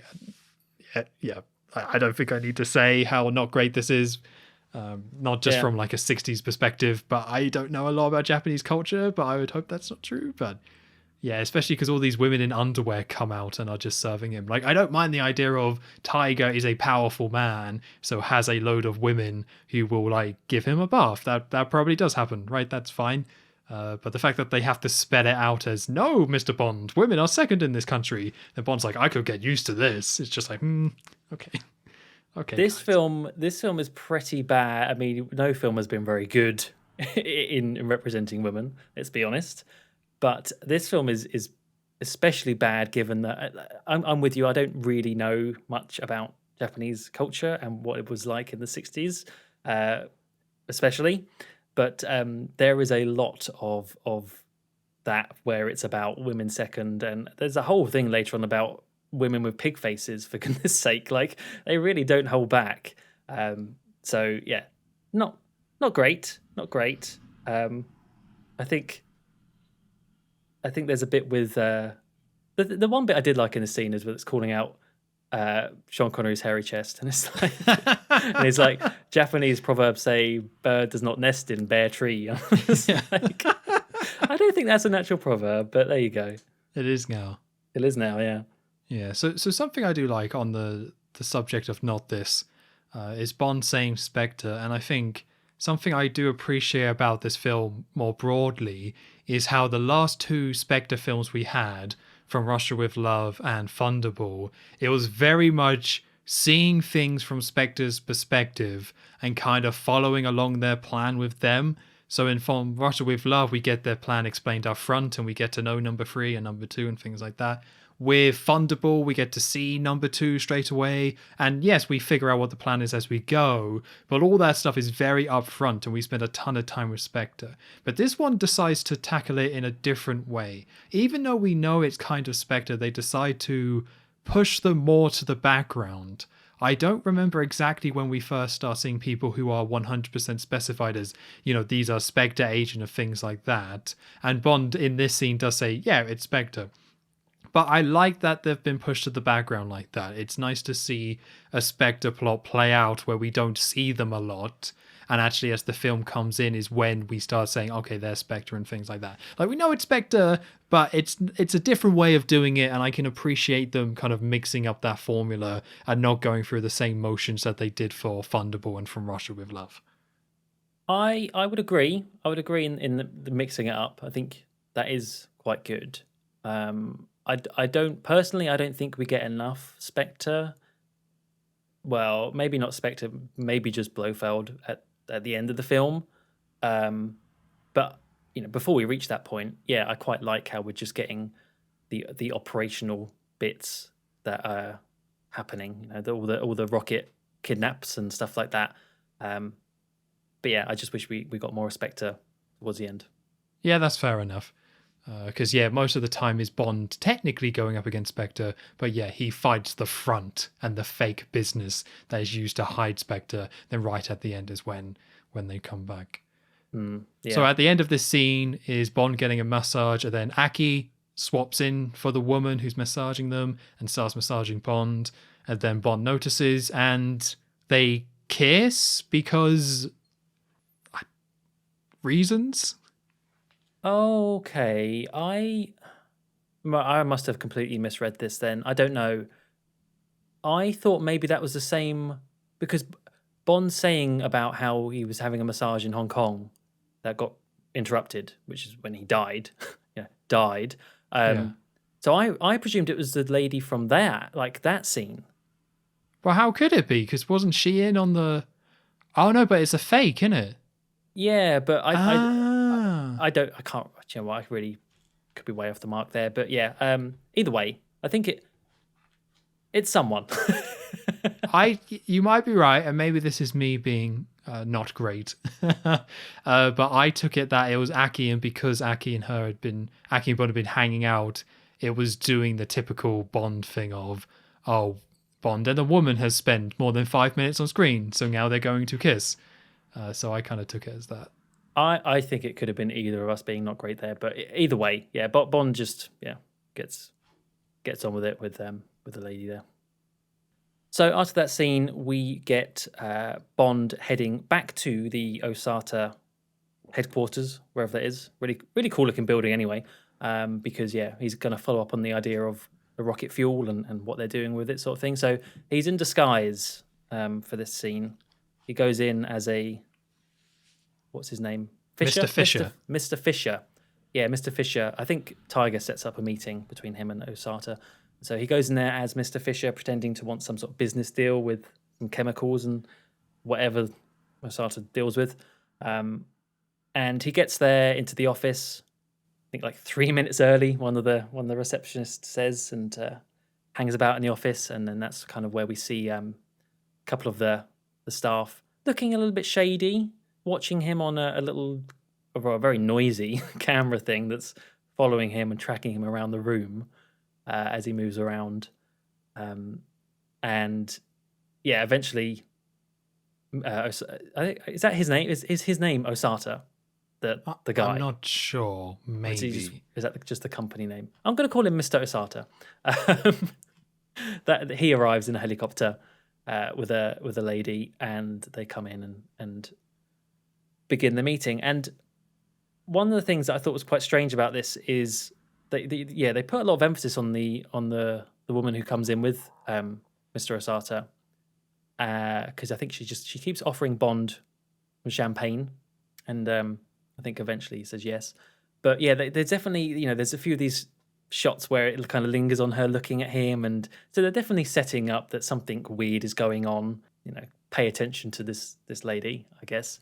But yeah, Bond is in there as Mr. Fisher and just has this very quick conversation with Mr. Osata, which I quite liked, because he sat down in front of this desk where Mr. Osata is, and you can see that he's got an X-ray camera looking at Bond, and can see he's got a gun on him. He knows that something's not right.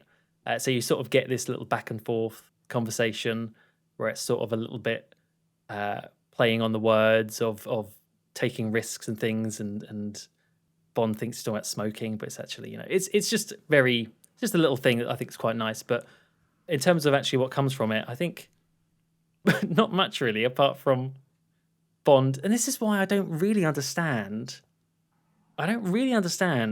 why Bond had to fake his death. Because it's meant to give him more elbow room, but he just immediately goes and sees people who end up being Spectre. Like, I maybe I'm missing something obvious, but was there actually any benefit to him not being, people thinking that he was dead? Well, there is in the film. I don't know if you remember, because these two characters specifically say that can't be James Bond because James Bond is dead. But they were going to kill him anyway.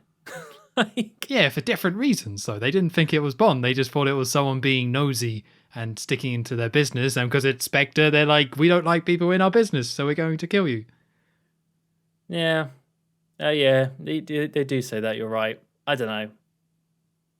I think it's worth doing, and I like it as a plot point. They don't really focus on it that much. But I think something that doesn't help, and I also quite like this, is that I always like these scenes where Bond is pretending to be someone else. So in this one, it's Mr. Fisher, because he makes zero effort to change his personality. Like, he makes zero effort to pretend to be someone else. It's like, it's me, Mr. Fisher, who is a womanizer who drinks and smokes and wears nice suits and is very smug and smiley all the time. Like, it's just Bond.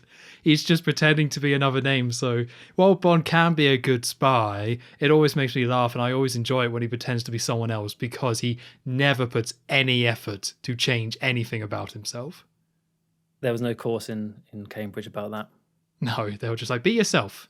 It's important. And he just took that to heart. Yeah, you're right. You're totally right. So we do get a couple of things that happen here. So yeah, so they have a conversation about chemicals. It's the old classic. They know each other is lying, but they're going along with it. But one thing that does happen is that Miss Brandt opens the drinks cupboard where the guy was that Bond put, and Bond pays attention to that and sees that the guy is gone. So he knows that somebody has found a body there, but nothing has really happened about that, which again makes them a little bit suspicious. And then we get a very awkward line to set up a joke where the Sato is saying, like, cigarettes are very bad for the chest. And then Miss Brandt walks over next to Bond and says he believes in a healthy chest. And yeah. What's that character's name, by the way? Miss Brandt. Miss Brandt. Okay, wow, I completely missed that. It's one of the actual names I wrote down. I don't do names. Yeah, but this one I actually did. I picked up on it. Yeah, well, good for you. Well done. I completely missed that. Thank you. Bond and Miss Brandt. Those were the two names I got. So at this point, they kind of agree for some chemicals because Bond is pretending to be a manager from another company wanting to buy them. Bond says where his hotel location is and then leaves. And then Osato tells Miss Brandt, kill him, kill Mr. Bond. And then we cut to... I find this kind of funny because this is the second time we've had it where Bond has gone onto this chemical engineering offices and then he walks out and they just start shooting at him. Yeah, terrible. It ends in the same way where it's like they shoot at him, massively miss, and then Aki shows up and it's like, get in the car. And then he gets in the car and then they drive away. And it's like, it seems... it's just one of those plot things where it's fine overall, but it's like character goes to a place, finds some stuff, gets shot at, leaves the place. Character goes and talks to someone, goes back to that place again, gets some more stuff, gets shot up and leave. And you're just like, someone needs to get better security. Like, surely somebody recognized this big British guy and says, actually, maybe that's the guy that was here before. And I love the idea of another scene later if he just like came back again in a with a mustache. He's like, hello, sir. I'm just gonna take a look around. And then it just ends in him being shot at, running away. And Aki's like, Bond, here, quick. I mean, yeah, it just goes to show how good the SIS are for Bond. You know, they really got his back in this film. And I actually do think, like, all jokes aside, I think that's probably an element of it is that they're really trying to build the bond between Bond, no pun intended, the bond between Bond and the Japanese Secret Service, especially given the ending of the film where there's a lot of Japanese men die in this film. Yeah. So yeah, I think probably that, but you are right. It's the fact it's just so similar. It's like, and not even that long afterwards, is a bit odd. And yeah, like I say, terrible assassins. Honestly, like more leaning out of a car window, shooting haphazardly and missing. And it's a bit of a strange scene where this ends up because yeah, it turns into a bit of a car chase through Tokyo. And Aki is on, you know, the high-tech equipment that they have in Japan. He has this little screen in the car and is talking to Tiger or someone anyway and saying, let's give them the usual reception, she words it as, to the car that's chasing them. And what that means, if anyone want to know, what possibly could the usual reception be? Well, of course, it's a helicopter that comes along with a big magnet, picks up the car, and drops it into the sea. The easiest way. How else would you solve it? Yeah, how else I don't would you know. solve that? It's just the most logical procedure by far. So this whole sequence to me had a very different feel because we've had car chases before. Not as many as you would think considering it's James Bond, but we've had car chases before. But something I thought was quite interesting is that most of this car chase, actually you don't get any like person shots, like zoom in shots of them in the car. And it felt almost like an episode of Top Gear or something, or it was like a racing that I was watching. Because for most of this chase, or at least the first half of it, it's just they shot off one of the cars, like, you know, zoomed out down the street, and then you see the other one, and then you see the other one again, and it's just these outward shots of the cars chasing each other.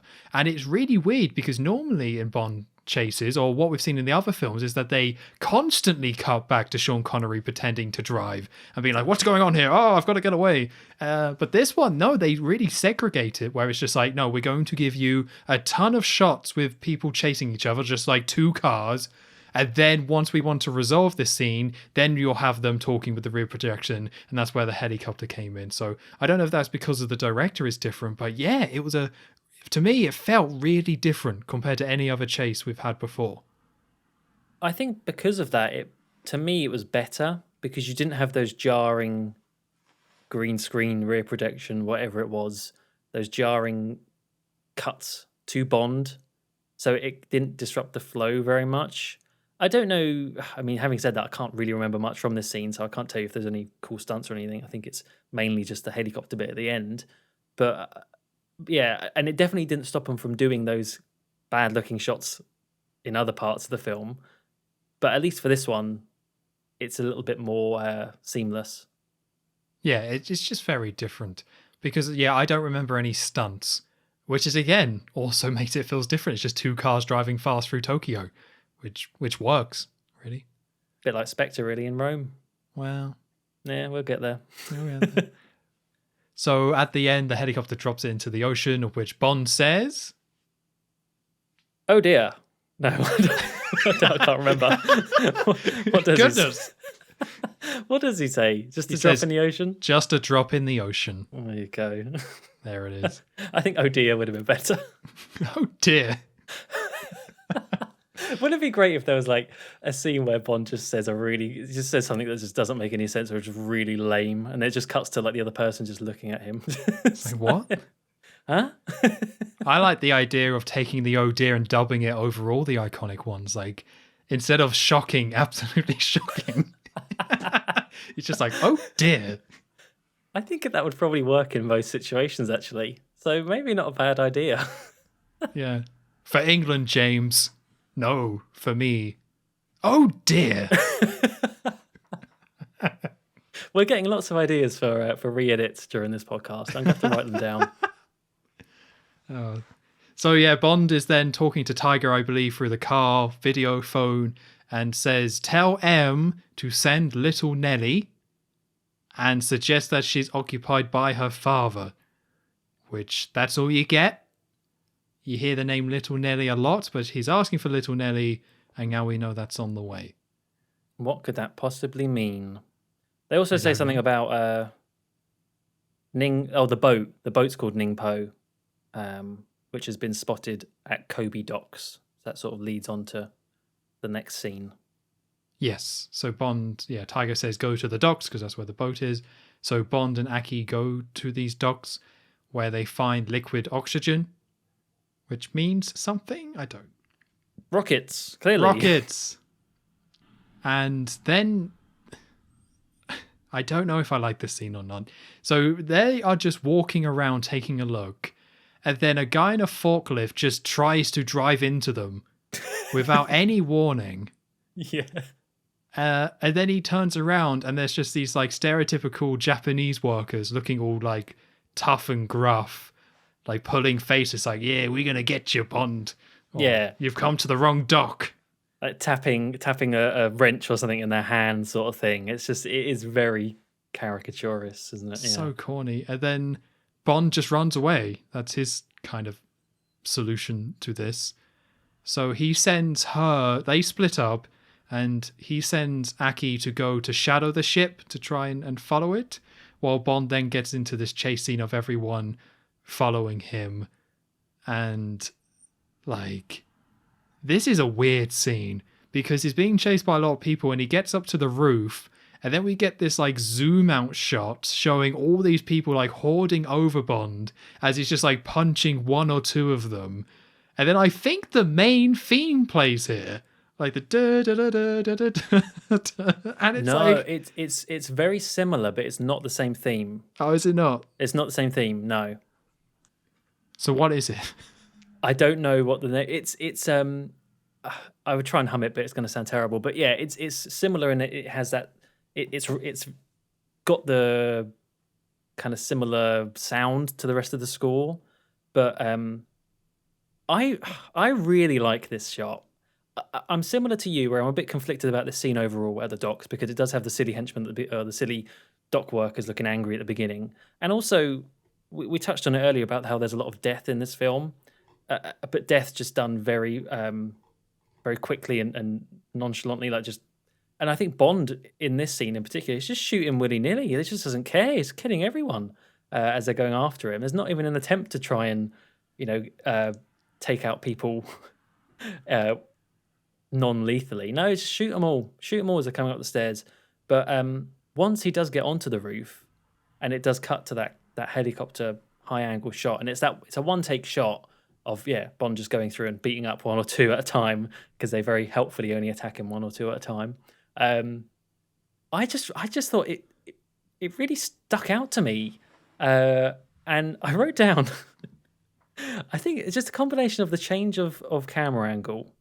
The fact it was this one-take shot, the music, I was like, oh man, I'm getting goosebumps. But I think it's just because it was cold when I was watching the film. But I think just altogether, this scene really works for me. It's actually one of the standout bits of the film for me, which might be strange to some people, but I just really like it. It's unique. It's definitely unique. Yeah. I wouldn't say it's bad. And again, I like that it's unique, but... Yeah, I was left a little bit more confused. And I think if it wasn't for the music, I think if they put in some more action music, it would kind of fit a bit better. But, I mean, if they did that, then it wouldn't feel as unique. So I don't know. I liked it, but yeah, I don't know. All a bit odd. Bit too odd for me. It does what we mentioned before about this film having a very good sense of scale. And quite literally, with this shot, putting back so far, it just has a really great sense of scale that matches the rest of the film. But it was probably also one of the things where it was really impressive at the time, right? Like in the 60s. This was probably very difficult to do, and you probably didn't see shots like this at all back then. Probably not. Yeah, I don't know. I don't know how helicopter shots would have been. I know we got a couple in Thunderball, so it's clearly something they were wanting to do more of and kind of finessing it as they went along. Yeah, we got them in Thunderball, but this one was actually like choreographed, right? Like you actually saw Bond running across and all this stuff happening. Previous helicopter shots, it was just like, here's the ocean looking nice and things like that. This was like, no, this was a planned out shot of Bond running across this roof being chased, but they were able to zoom out the whole time. So it's definitely impressive from that side of things. Yeah, I really like it. And this all ends with Bond getting surrounded, and a load of Japanese men then get a load of sticks out, a load of wooden sticks or boards, I guess, 2x4s. And Bond just drops down like a couple of floors and lands on this big, I don't know, something. I don't think you're meant to really know what it is. It's like an Assassin's Creed hay bale thing. That's what basically. it reminds me of, yeah. Yeah, and then he walks away looking all smug and doing his usual, like, oh, adjust my tie, go back to business. And someone just knocks him out from behind. And we see that Sato is there and says, take him to number 1. So Bond has been captured. Wait, number 1? No, sorry. Number 11. Number 11, yeah. Number 11. That's my mistake. Yeah, I was going to say, that would be a very quick ending. Yeah, I again, that's another thing I completely forgot about this film is that, I mean, I knew that Spectre was involved, but by this point, I couldn't remember there being any numbered people apart from number 1 of Blofeld. But there is, yeah, we've seen number 5 and number 3 and number 2 and Thunderball. And now we get number 11. There's a lot of them. Don't forget number 6. Number 6. Oh, yes, of course. The man in the dress. The man in the dress. Yeah, who could forget? So after Bond was knocked out, he wakes up. Does he wake up in the next scene? I've already forgot. Yeah. He wakes up, he's tied to a chair with number 11, who turns out is Miss Bunt. Brandt. Miss Brunt. No. I'm getting mixed up with the next film with, I think Bunt's in that one. Brand, yeah, Miss Brand is there. And who is number 11, turns out. So she does work for Spectre, and she's there with some tools to potentially torture Bond with, some prosthetic tools. And in this scene, it's basically Bond trying to get out of it because he's still trying to be in disguise. We blasted him a bit for having a rubbish attempt at trying to be Mr. Fisher, but he sticks to it at least. So he's still trying to be Mr. Fisher and promising money to Miss Brand if she changes her mind and lets him free. And we eventually get to the point where she does that. She uses this tool and cuts him loose. They have a bit of a kiss and so on and so forth. And I was very quickly going to write down like how this is so stupid. Like in the previous film, they even had one of the Bond girls calling out about this exact behavior, more or less word for word, about kissing Bond and then suddenly finding the error of their ways. And, oh, how could they fall back into this so quickly? But then, okay, actually, in the next scene, it's actually not like that. So I was a bit happy to see that it wasn't so quickly going back to like Pussy Galore territory. But yeah, so she lets him loose, and the next, I presume it's the next day, I don't know, they end up flying because Bond says, we could fly away back to England and get you out of all this sort of mess. And she's the one piloting. Apparently, a lot of very, very talented, this lady, and she can also fly planes and helicopters. And Bond is in the back, she's in the front. And just when you think it's all going so well, she's putting on some lippy. And then she just jumps out the plane and she just leaves him to it. So, yeah, it turns out, no, she wasn't seduced by Bond. It was all just a bit of a double cross because this kind of weird board thing slips in front of Bond whilst in the helicopter. And is it a helicopter or a plane? I think it's it might be a plane. Yeah. board slips in front of across his hands and traps him into place, and she jumps out, and Bond is left in free fall once again. This whole sequence was so confusing. And you're right, the fact that it does have a plan does somewhat help it, but this moves like a mile a minute, and I think I was just so confused by everything that was happening. So, because I feel like you explaining it does highlight how quickly this moves. It's Bond wakes up in a chair, Miss Brandt is there, I have a scalpel, I'm going to take off your skin. And then they kiss, and then Bond's like, I'm a spy. And then Bond's like, I'll give you half of 300 grand if you go back to Tokyo. She's like, no, but then releases him, and then he cuts off her clothes, and then cut to the plane. Then she's doing the lippy, and then he gets trapped, and then the lippy smokes, and she just jumps out. You're just like, what is happening? Like, I couldn't get that mad at it because it was like such insanity. It feels like there was no attempt to make this cohesive and work, where you get what they're doing. When you take a step back, you get it. They're both fooling each other, and she's doing it just to kind of, try and kill him a different way. But why would you do that if you have Bond captured? Like, and why is she like, no, but then yes? And why is Bond like, I'm a spy?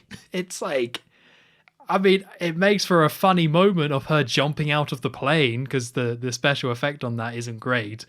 But Yeah. It's like, I couldn't enjoy it, and it didn't annoy me, but it really confused me.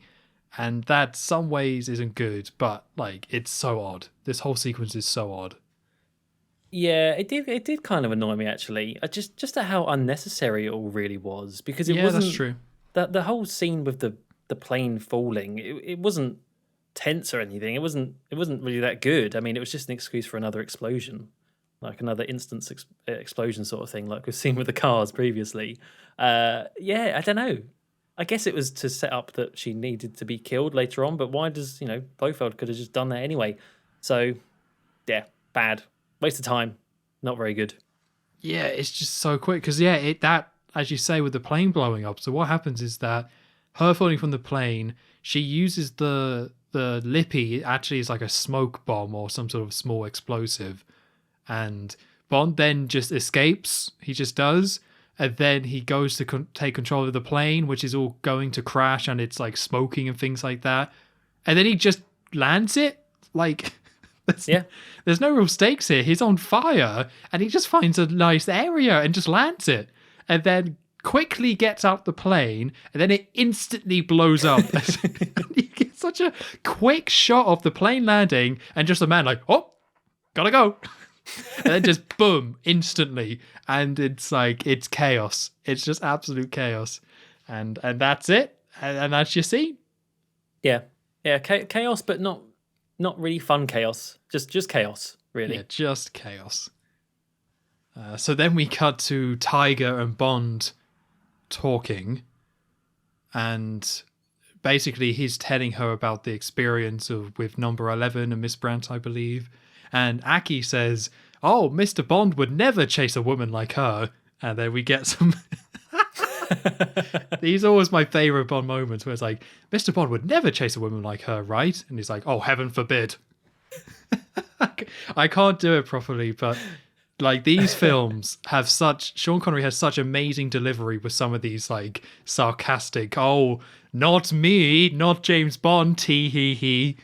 He has so many of these lines, and this is one of them, and his delivery is great here.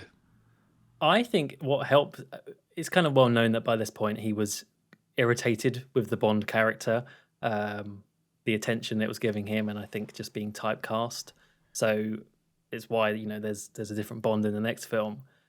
And I think elements of that definitely show through in this film, but sometimes it helps. Like, the way that he just sounds kind of almost bored sometimes when he says lines, especially when it's working with these sarcastic quips. Actually, it works in the favor, I'd say. Yeah, like, thinking about it, this might be, and I know this might sound odd, this might be my favorite performance, because it's like he's so comfortable with the character and he's so smug, but he's not like superhero Bond. and it's not like super cocky Bond that we got in Goldfinger. Like it feels a little bit more balanced. And even though there's some really cringy, not great parts of the film, I feel like Sean Connery is actually quite solid. I feel like they found a really good balance here, where I found him quite enjoyable, and he doesn't slap any women, so that helps as well. But yeah, I just some of the lines in this make me really appreciate Sean Connery as Bond. It's interesting that you'd say that for this film. Yeah, I'd have to think about it a bit more because I didn't think that when I was watching it. But I definitely liked, because I had problems with him in Goldfinger and I had problems with him in Thunderball, but I didn't really have many problems with him in this one. But he definitely is that fully formed, established version of Bond. You know, he's definitely very comfortable in, you know, with playing Bond, and that character has been fully formed at this point. So it's kind of, I guess it's like I have no real complaints about his portrayal in this one. And when I compare that to Goldfinger and Thunderball, where I do have complaints, it kind of makes it look better in retrospect. Okay, I definitely do, but I'll probably go into that when we're doing our ranking at the end. Okay, cool. So this is Aki, Tiger, and Bond having a picnic or something? Yeah, pleasant little lunch or something. Yeah, just hanging out in a big Japanese garden. And Tiger says, we are finally being able to look at the photo that we found before from the poor woman who was liquidized, and we're able to track down where this coastline is. And Bond's just like, we should go to the coastline. And then we cut to the next scene where it's Q. Q's here. Q's back. Yeah, just as moody as ever. Well, it's been brought into the field again. Probably sick of it now. Yeah, it's so odd. Back-to-back films where we have Q going into the field and following Bond rather the other way round. Like, we've seen Q, once in From Russia with Love in the office, once in actual Q branch, and now twice out in the field. We've seen him out in the field more than Q branch. Yeah, that's mad, isn't it? Yeah, I wouldn't have guessed. Would not have guessed at all. No. So this is when Q, all huffed and huffy and puffy, saying, I'm in no mood for your juvenile quips, 007. But he has brought little Nelly, which Tiger is not very impressed by, saying, that's a toy helicopter. This can only be for children. But then we see the helicopter get built in a very odd scene where it's just a shot of, a few pieces of it, and then it keeps cutting to it getting built bit by bit, almost like pages in like a Lego instruction book. Yeah, like stop motion or something. Yeah, and it's a little bit weird. I kind of would have liked to see them not build it in real time, but this felt very out of place for this type of film. Yeah, I think it could have been edited a little bit better, because you're right, it did stick out to me as well. Just a little bit primitive, I suppose, in relation to the rest of the film. Yeah, so eventually we do get this fully formed helicopter, although it's a very miniature helicopter, so it's very tiny. And then we get the classic scene where Q says, now pay attention, 007. And they take a look and go through all the different features it has. And very similar to Goldfinger, basically the gadget that Q is giving him is this helicopter. And he's going through the different parts of the helicopter where it's got machine guns, it's got rockets, heat-seeking missiles, it can shoot flamethrowers, it can use smoke, it can use mines, and also, most importantly, it has a helmet that has a camera on that Bond can also wear. So a very similar scene to Goldfinger, I think, when all is said and done. Yeah, and exactly the same in that we see all those gadgets used pretty much at once in the same scene, which isn't great. Although we do get, can't remember how many, I know we get at least one gadget later on from Tiger. So it's evened out a little bit. You don't just get this from Q, you do get a little bit extra. But I really like the scene. I really like, I just like how, we talk about Sweaty Sean, but, there is a Sweaty Q here. And I just like how uncomfortable he looks. He's just there constantly patting his head. He's just really, really annoyed by this whole thing. And I just found that really funny. It really adds to the character that they have for Q of being this bit of a curmudgeon. But yeah, I think what I also really like about the scene and about little Nelly is there's that idea that Bond already knows what it is, and how I think he says like, "Oh, we've made some improvements since the last time you used it," and just giving that connotation of the other adventures and things and missions that Bond has gone on that we just never see. It's like, all the times he uses these gadgets and kind of learns about them and maybe bonds with them in certain ways. Kind of come to the forefront here. I just like that little line or two, just kind of giving the idea that he knows about it and used it before.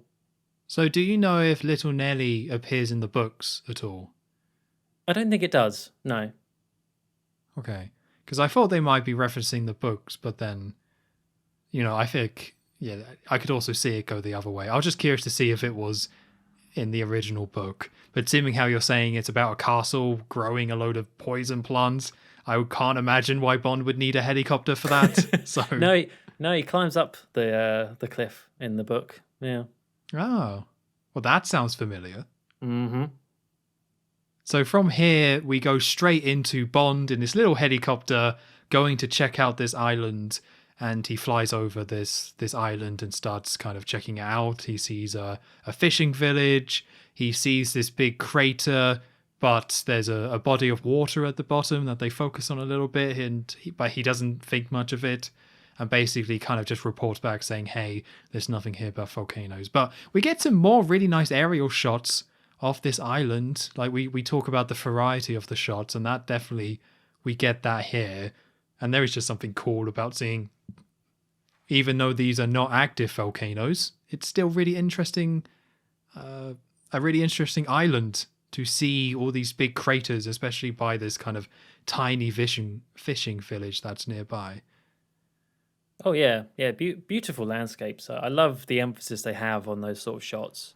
They're really making use of what they have available. Although actually, I think I read that for a lot of the shots in this upcoming scene, it was actually filmed in Spain or something, because as like as a fallback thing. But the bits that are in Japan are very, very nice.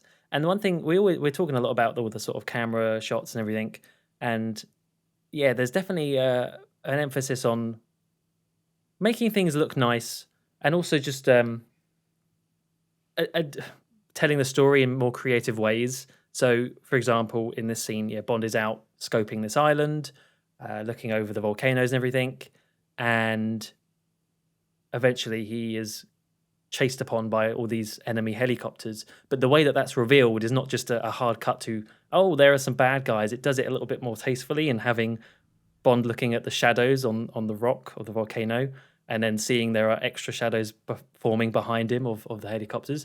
It's just such a little thing, but I just thought, oh, that's nice. It's they're putting in some effort into visual storytelling as well, not just the basics.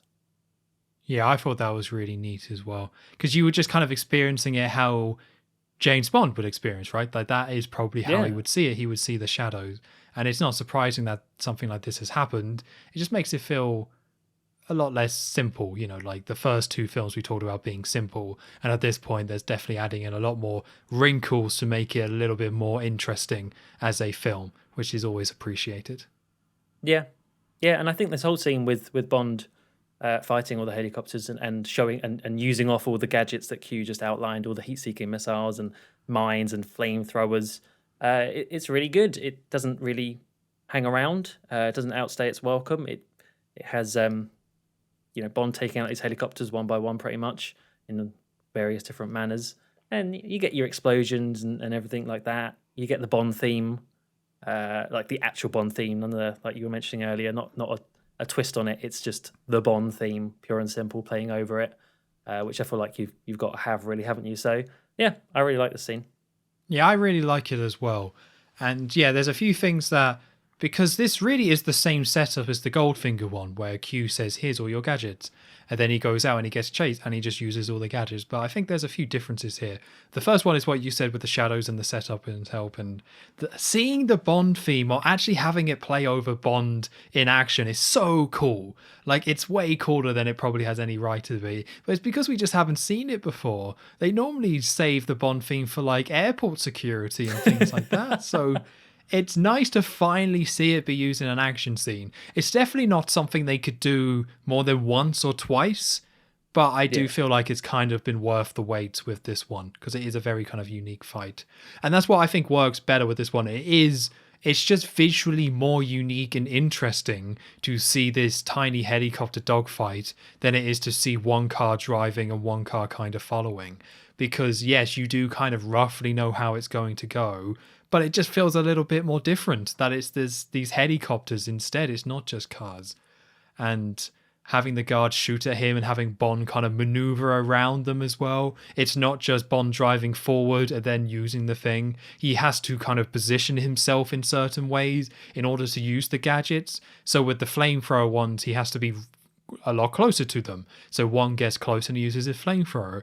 But with the mines that he has to parachute them down. So he has to kind of like go upwards and then parachute, so he's in position to do it. So he is actively doing things in order to use these gadgets, where before in the Goldfink one, yeah, he was just kind of driving forward. And it's also surprisingly satisfying to see it play out. And I think because the heat-seeking missiles at the end, I really like that moment. So he kills them all one by using the gadgets. And then for last, he has the heat-seeking missiles that he shoots out. And it's just cool. It's just cool to see the missiles go out and then seek back to the to the last helicopter to blow it up and to end off the scene. So yeah, I really enjoyed this one more than I thought I might do. Yeah, heat-seeking missiles are just cool, and when it's timed up with the the final twang of the Bond theme, mwah, chef's kiss.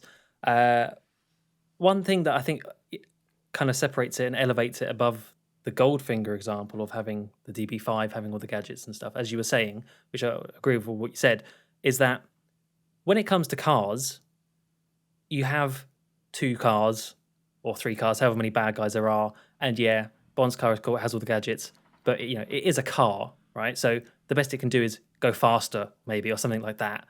But what I like about this is that when we had the setup of little Nelly and Tiger saying, that's a child's helicopter or whatever, because it's kind of small and silly looking, but then you see that play out in that it can turn a lot faster, it's a lot more nimble, it can outsmart all these helicopters. It makes sense and actually has a nicer conclusion for that gadget, if you want to call the whole vehicle a gadget, than a car does to me. So I really like it. Yeah, I really like it. It feels like Bond doing something, which makes sense considering we hear the Bond theme playing over all of this. Yeah. So now we have some scenes where it's cutting away from Bond. So we have a very Bond-focused scene. And now we go back to the story where it turns out that the Russians are planning to shoot their ship into space. So we have a scene of very similar to what the American version was, where the Russians shoot up a spaceship that starts going into orbit. You have everyone doing space babble, but this time it's all in Russian.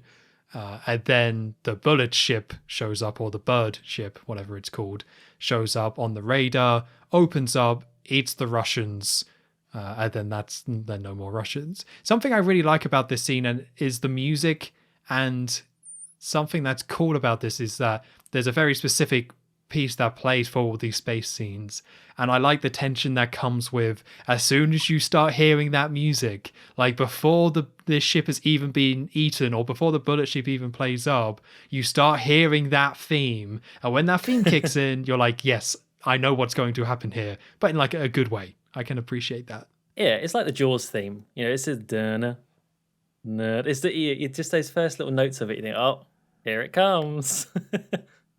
Yeah, and also I really like that we get no subtitles here. Like, you know what's happening, but it's just Russian speaking Russian. And there's no real attempt to make you understand what they're saying. You can pick up maybe a word here or there, but no, they're just speaking Russian. And they seem very upset. But you just you get what's happening because you've seen it play out before, but this time it's Russian saying it, so they don't translate it for you. Yeah. Again, it's more visual. You don't need to have everything spelled out word for word. This whole scene, so yeah, we see the Spectre rocket eat the Russians, but you do see a bit more of it now, where you actually see it land as well, and come down back into Earth. And I was quite surprised. I didn't realize that they showed off the Spectre base at this point. I just, in my head, it was always this big grand finale thing that you see at the end of the film. where Bond breaks into it. But no, you actually you see the rocket come in and land in a volcano as it comes down, the same volcano that Bond was spotting earlier.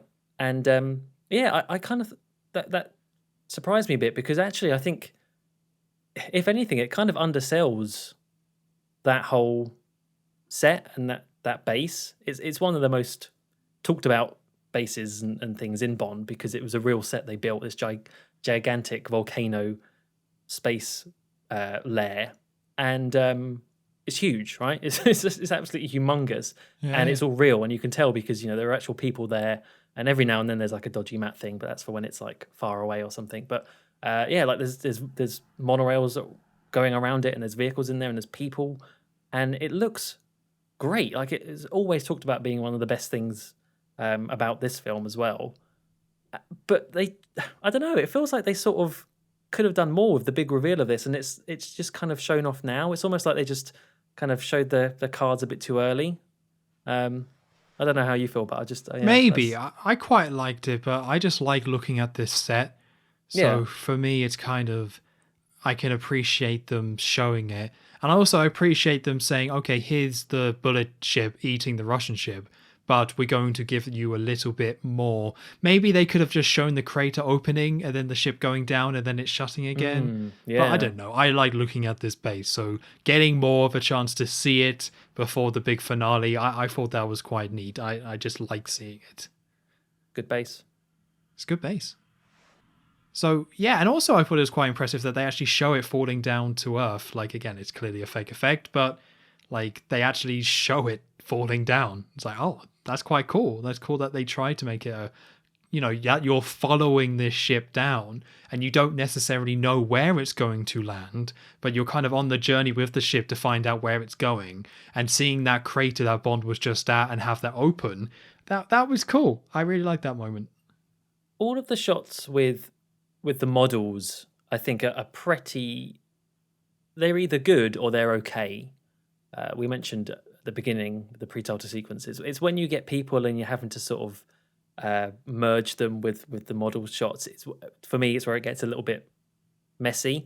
But you're right. Like when it's just focusing on these model shots and doing, when it's entering the atmosphere and burning up sort of thing. Oh, it looks fine. Like considering the time of this film, I think before the actual moon landing, I think it was all right. Yeah, I liked it. I thought they were cool.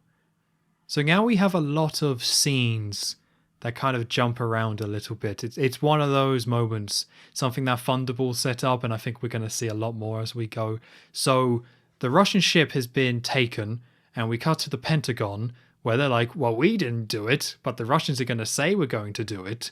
So they then say the British idea about it being Japan is nonsense. We don't really care about that.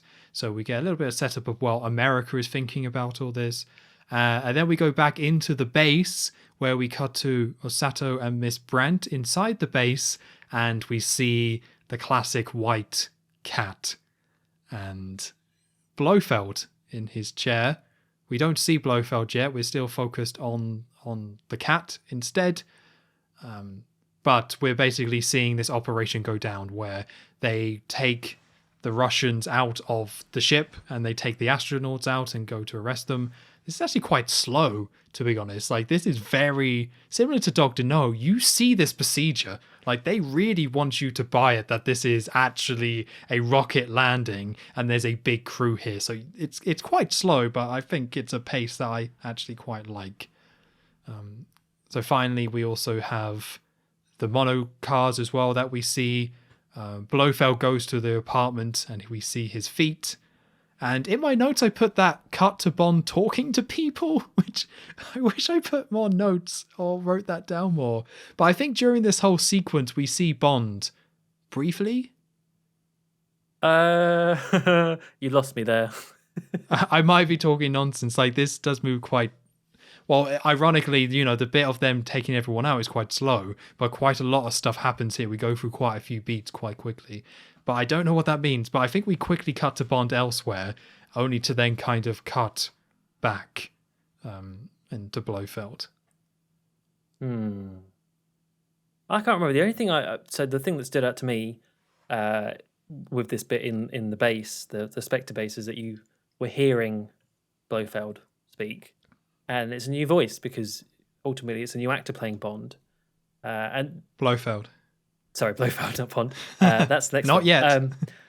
Yeah, and I remember mentioning in the previous podcast about I've not really liked the voice that they've had for Blofeld. I've found it a little bit too warm and a little bit too. I think I said about Santa Claus before, and ironically, there was the actor they originally had to be Blofeld in this film. They recast because they said he looked too much like Santa Claus. But so this is now Donald Pleasance who's playing Blofeld, and I think you can argue about how he looks or whatever, but the voice I think is great. Like this is exactly how I imagine Blofeld would speak in this sort of very kind of reedy, slimy little voice. And to me, it's like yes, this is how it should have been the whole time. I think it's really cool, especially because you still haven't seen him yet, so the voice really adds to that. Yeah, I like what they do here where, they set up Blofeld the same way where he's talking and you don't see him, and that only happens till later. So it's like kind of carrying on when the other films in the same way and how they did it. But I have to disagree. I don't like this voice at all. Like, it just doesn't sound intimidating enough. And I don't know if it's just his delivery of some of these lines. But I think the Thunderball voice, for me, was kind of perfect. And it's how I imagined it, where he doesn't sound big and he does sound quite small, but he sounds quite intimidating. And this one here is just lacking that intimidation factor, and he just sounds a little bit too like whiny and not great here. And I get that might be what you kind of like about it, that he's meant to be a bit of a dweeb or whatever, but I can to relate. me I like the Dr. No approach and how he kind of talks. So another version of that, and again how they had the voice of Thunderball, to me is how I think Blofeld should sound, very slow and intentional. But this guy is quite quick. Like later on he goes, "Kill Bond now," and it's just like, okay, all right. Yeah, what they do with the work. character later on, I think, is a little bit questionable. But yeah, that's how I felt. There was a whole bit in this scene. Now I might be jumping ahead. I don't know because of the whole when you mentioned about the Bond bit. But at what bit do they have the bit with? I guess are we to assume that the Chinese government are there? Yeah, it's someone, I guess Japanese, but I really don't know. Because it's meant to be. Am I right in thinking that's in the scene? I'm not missing something big, am I? Yeah. So he's talking to someone from some type of government, I believe, at this point. Yeah. So he's talking to them, and they're saying, the plan's going really well, blah blah blah, because they want some sort of war between America and Russia, and that's why I think it's presumed to be China because it sort of makes sense. Yeah. So going by the Wikipedia page, it says a great power. So I don't think they ever specify what it is, but I guess not. You're meant to kind of put that together. Right. It's probably not Singapore. Hey, now that's all our Singapore listeners gone. I said it's not. Hey, no, they're great power. Don't worry. And then that's where Blofeld is doing the typical Blofeld thing. Give me more money, basically. Give me the money. Give me all the money. Classic Blofeld. Classic. They should have known really by now. And at which point they're like, "Oh no, but we agreed it would be after war broke out, sort of thing." But Blofeld's having none of that. And this did make me think because he asks for can't remember how much money it was, but he asked for it in gold bullion. Because I know previously they'd asked for it diamonds in Thunderball. Yeah. And you had that idea about, was this related to what eventually they do with diamonds? And I guess not. I guess not, no. Which is a shame. Yeah, now they just want gold. Yeah, $100 million, I think, in gold bullion is what he asked for. Okay. Oh, there you go. But then this is where I don't like his voice, where it's like, but this is extortion. He's like, extortion is my mission. Or like he says something like that. It's like, ugh. Sounds like a Dalek. Yeah, it's just off. I didn't like it. And also throughout this, we get introduced to Hans. Oh yeah, it's Hans, everybody. Yeah, where he throws some meat into a nearby pit, or not a pit, but a nearby kind of body of water. And then Blofeld is like, piranhas are pretty sick, aren't they? They can strip a man in seconds. They get very hungry, don't you know? It's like, oh, okay. So this is Stop where being they mean set to up. Blofeld, all right? He's trying to be cool. Yeah, he's trying. You would get pushed in that piranha pit so quickly, Tom. You know that. Probably. He wouldn't take any of this. I wouldn't say it to his face. Yeah, wise. Yeah. So also throughout this scene, the cat looks quite uncomfortable. I think. Oh yeah. Oh, the Where cat looks really bad later on. Yeah, like the previous cat was quite calm, and I think that is what added to it. That you had this villain who just has this cat who's just very calmly being stroked, and the cat's nice, relaxed. This film, we have this cat that looks like it's just ready to jump at any moment, and a lot more like aggressive stroking of the cat. And it's like, was supposed to be like a cool and calm thing, and now we just have this scatty cat, and it's like they kind of ruined it a little bit. Yeah, you could tell that the stroking is to keep it in place rather than actually just stroking the cat. Later on, when there's explosions and stuff going off, this poor cat, I mean, it's animal cruelty. It looks petrified. Yeah, it just doesn't. If they were going for the sinister thing, and I guess this is why you can kind of parody it, and why this is the film that gets parodied a bit, because some of those cracks start to show with this character. Yeah. So, Osaka and Miss Brent are there as well. So after he tries to extort a great power, those two are there. And where is it? So it's the X-ray that when they were doing the interview with Mr. Fisher and the guy saw the gun, they're looking at the X-rays that they showed there. And then Blofeld's like, do you know what type of gun it is? And it's like, of course, that's a Walther PPK. And Blofeld says there's only one person in the world that uses that weapon that we know, it's Bond. And then both of them are just like, I don't think it's meant to be fake acting, but it's not great acting. I'm just like, what? But Bond isn't alive. We thought he was dead. And it's just like, no, of course he's alive. What? And of course, he's the only man in the entire world that uses a Walther PPK. They make it especially for him. Yeah, they must have done, right? After M and the old Q ridiculed him for his old gun. Yeah. He's like, no, I always liked the PPK. That's the one I've always liked. And no one else can use it now, only me. Yeah, 007, it's me. I'm cool. So then we get a little bit of finger pointing where they're like, why isn't this guy dead? And Osaka is all like, well, I ordered Miss Brandt to kill him. And he's like, okay, cool. All right, nice. And then Osaka walks off, and then number 11, or Miss Brandt, walks across a bridge going over the piranha pond. And then you see Blofeld's foot on this, like, pedal. Like, I thought it would be something cooler, but it just, like, is a normal pedal that you would see. And he pushes down on it, the bridge opens, she drops into a piranha pit and gets eaten by piranhas. Which, similar to the other scenes like this, they don't actually really show much at all, if anything, right? She's just kind of in the water, wading around, screams a bit, and then it cuts away. It's a waste of a good piranha death. I don't even think you ever see the piranhas at all. No, you don't. And that's like, unlike in Thunderball, where we were saying how they had the shark deaths, but you never really saw anything too bad. But they, through using red and just camera angles and stuff, you got it right, and it still felt a bit menacing.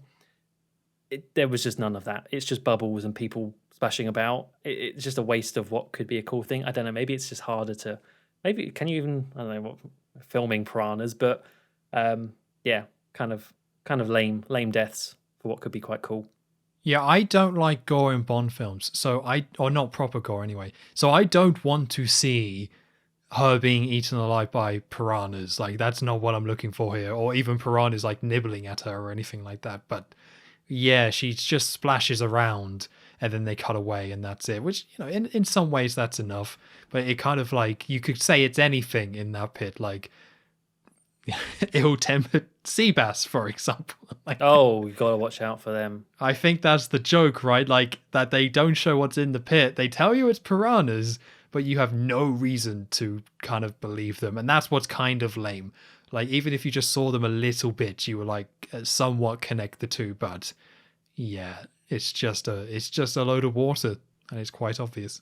Yeah, I mean, why would they not even just shove in a few seconds of stock footage of piranhas? I don't know. Maybe they just didn't have any. But you'd think they would do something like that just to sell it a bit more. Guess not. Yeah, guess not. So Blofeld's then like, kill Bond now, which is ugh. And then we cut to some more aerial shots of another type of Japanese building, which I don't know the name of. Is it meant to be like a style of castle or something? I don't know. I think it is. Yeah, I remember reading this on the wiki. I think it's actually a castle. Yeah. Yeah, so it's like on this hill as well. It's another really impressive shot showing this big kind of, this big Japanese style castle and all these paths and these gardens going up to it. So eventually Bond meets up with Tiger and Aki, and then he's like, we should go to the volcanoes, and asks, how many commandos do you have? Which Tiger explains, we don't have commandos, we have ninjas, they're much better, and this is my ninja training school, where we practice the art of concealing oneself. And then, I don't think it's meant to be a joke, but they cut to all the ninjas training, and they are screaming so insanely loud. There is no concealment. Just like, like hitting each other with sticks. It's like, oh yeah, the art of the ninja. All right, got it. Nice.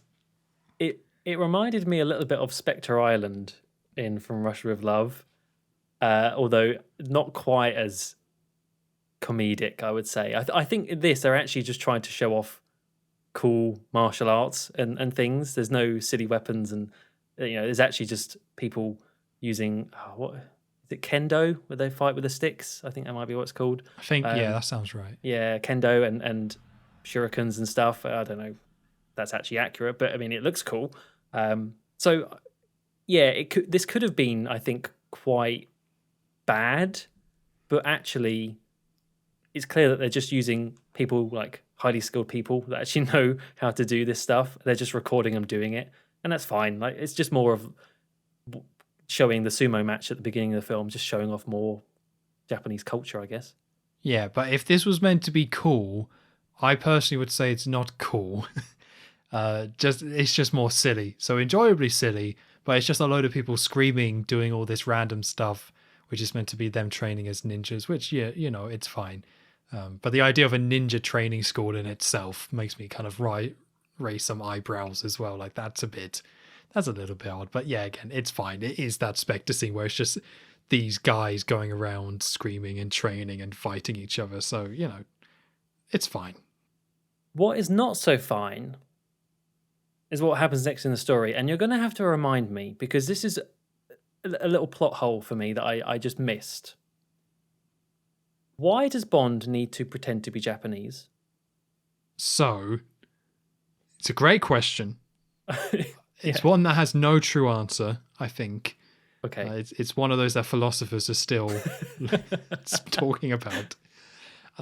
So briefly, though, basically, they go inside and they explain, hey, we're going to get a load of ninjas and we're going to sneak into the base, which is where Tiger then says, here's a cigarette, which has like a rocket bullet in it, and gives Bond a load of cigarettes, where if he smokes them, it will fire an explosive shot across.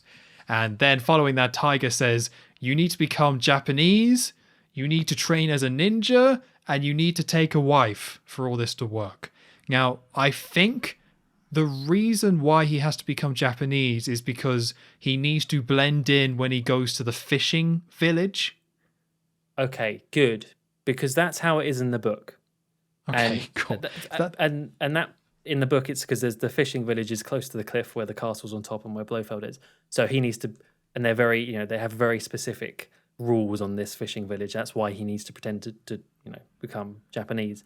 I must have missed a bit that this village has it as well. So that's fine. Okay, I mean, it's not fine what happens, but at least it makes sense then. Okay. It makes some sort of sense, and I don't think they specifically explain that or explain it very well. It's just when he finally gets to the village, you're like, okay, this makes a little bit more sense. Especially because Spectre are kind of everywhere and patrolling the island. So if Spectre, I saw it more as if Spectre saw them or saw Bond, they would be like, that's Bond, and would just sound the alarm. but he just needs to kind of blend in enough so they don't know Bond is there, rather than necessarily tricking everyone in the village, although they do need to trick people in the village so no one in the village alerts Spectre. It's more, that's how I took it. Yeah, no, that does make sense, actually. It does make sense. So also at the very end of this, and we haven't really talked about Tiger too much, so this scene ends on Bond saying, "Is my wife going to be pretty?" And he's like, "No, she has a face like a pig." Of which Bond's like, "To hell with that then." And Aki's like, "What about for King and Country?" He's like, whatever. Oh, God. Oh. But I think just on Tiger, his relationship with Bond doesn't really work for me. And they spend a lot of time on it. And you can kind of see it. And it's not bad. I think just the way Tiger's characterized makes it so he just kind of rubs you the wrong way with the way he kind of acts and things like that. So, I mean, I can't remember the guy's name in From Russia with Love, but I feel like that was a lot more kind of, that worked a lot better than this. And while I didn't come away hating Tiger, I didn't really like Tiger all that much. I agree. I do agree. It's not the same. I'm trying to think of the guy's name. Karim, something like that. Karim Russia of Love. Karim Yeah, Karim Bey, that's it. Karim Bey. We got there in the end. Not the same as that. I think partly because of the way the character's written and the actor maybe, but also I think it works both ways. I think Sean Connery as well just didn't have any effort to have a sense of rapport with the character. So yeah, I think together, combined, it just doesn't really work, which is a shame because it does in the book. I hate keep like I won't be bringing up the book for much longer, folks, because I haven't read that many. But I hate to keep bringing up the book, being like, oh, I've read the book. But in the book, they spend a lot more time with Tiger teaching Bond Japanese traditions and actually how to become Japanese, and it works a lot better because there's just more time spent on it. Obviously, that's not going to translate to a film as well, but it does mean that the character of Tiger in this book is a little bit forgettable, sadly. Yeah, again, it could have worked. All the pieces are there, but like they spend more time together than Karim Bey does in From Russia with Love. It's just, I think rapport is, I think you've nailed it with that word. Those two had rapport and kind of got on, and there was like this mutual respect for each other and helping each other out. This one was a bit more disconnected, and yeah, it just kind of falls flat a little bit. Not enough to sink the film, but they definitely wanted you to like this relationship, and I think you come out of the film just not really being that fussed about it. Yeah, that's true. So yeah, Bond has to have a wife, and you're right. Like there's this whole thing about women, lots of women having the face of a pig, which I know we don't see them yet, but I just think like, how do they cast? How do they do the casting for those women? Like, you need to be ugly. It's just like, I just feel bad for these poor women. I don't think they cast it as you need to be ugly. I think they just cast it as in you need to be over 35. And in Bond's eyes, that's ugly. That's a pig. Yeah, that's like, get them out of here. I don't want to see that. Yeah. Then, so is it now when we get the disguise scene? Oh yes. I mean, honestly, I don't really have much to say. I mean, it's something that has clearly aged very badly. Bond being disguised as a Japanese person by having sort of eyelid prosthetics added and this terrible hairpiece, and I think he was tanned a little bit as well. And there is another thing. Oh, he gets waxed as well. Obviously, the whole bird and the bear tree stuff coming back. But yeah, I don't. It's just bad. Like Sean Connery looks bad. It looks stupid. But there's not really much else. You just sort of go on with it and just ignore it to an extent. At least I did.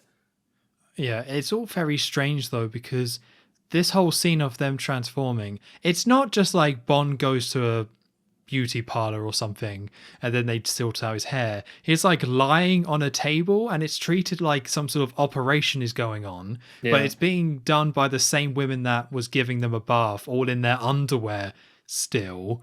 And yeah, like you said, the main thing that changes is that he has a wig. and Sean Connery wearing a wig that's supposed to look like a Japanese man. You're just like, that looks so weird. But the fact that this room is just so odd as well. It's like got a reflective floor, which is, I think, part of the reason why it feels like an operation instead, like a very shiny reflective floor and these big like square bars everywhere. Like they almost, I don't know why they gave it such a unique set, because this set doesn't show up anywhere else, but they clearly put a lot of time to build this set, so they kind of focus on it in a weird way. And it's just like, yeah, you do have to move on from it, as you say, but they do focus on it in a way that it's kind of surprising. Makes me think, was it meant to be impressive? I don't know, because it isn't. No. Sean Connery does not look Japanese. He No. will never look Japanese. No. It's just evident from his later films where there's no effort to put on a different accent, let alone trying to look different. So, but yeah, anyway. But the point is, Bond becomes Japanese so he can marry and get onto this fishing village. So after that, we get a little scene with him and Aki as they're meant to. No, that's with his wife later on. So I'm getting mixed up with them sitting down and stuff. So yeah, him and Aki. And I can't remember what happens beforehand, but they end up laying in bed together. Does anything interesting happen before that? I don't think so, but this is part of the reason why I think it was Aki before who did the massage, because then it would make a little bit more sense why they would be sleeping together now, because they did it earlier in the film. Yeah, you're probably right. So yeah, they're sleeping side by side, and we get an assassination attempt. So this is another thing about why does Bond need to be disguised? And you're right in that, like, maybe getting onto the fishing village and blending in and stuff. But then also they clearly know that he's the bad guy, even disguised. So, because they're trying to kill him. So Yeah. I don't get it. It's one of those things I guess you just don't think about too much.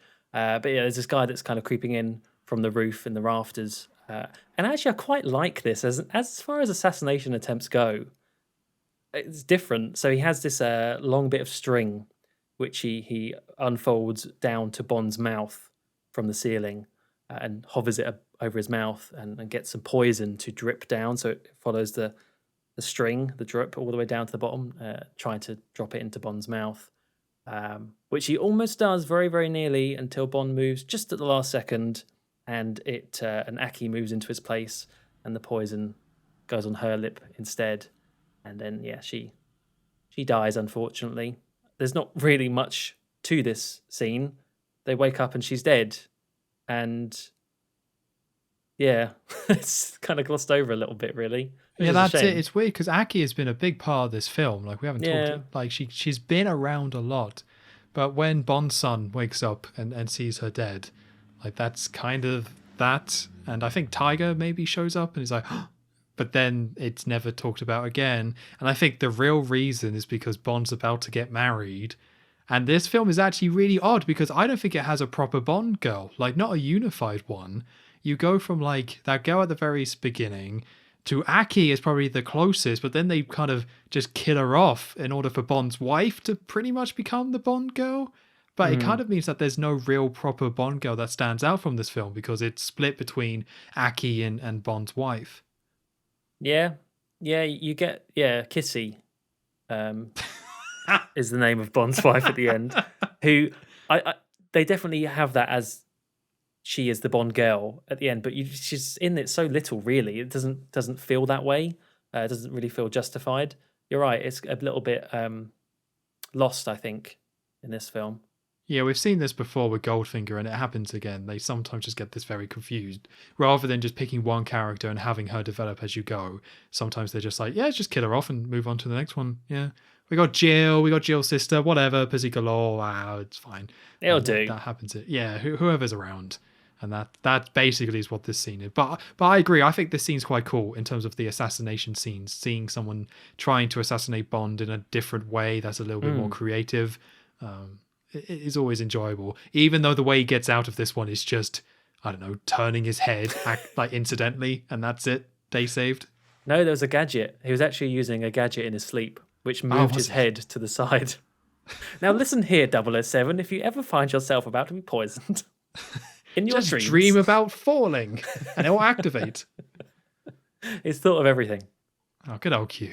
Yeah.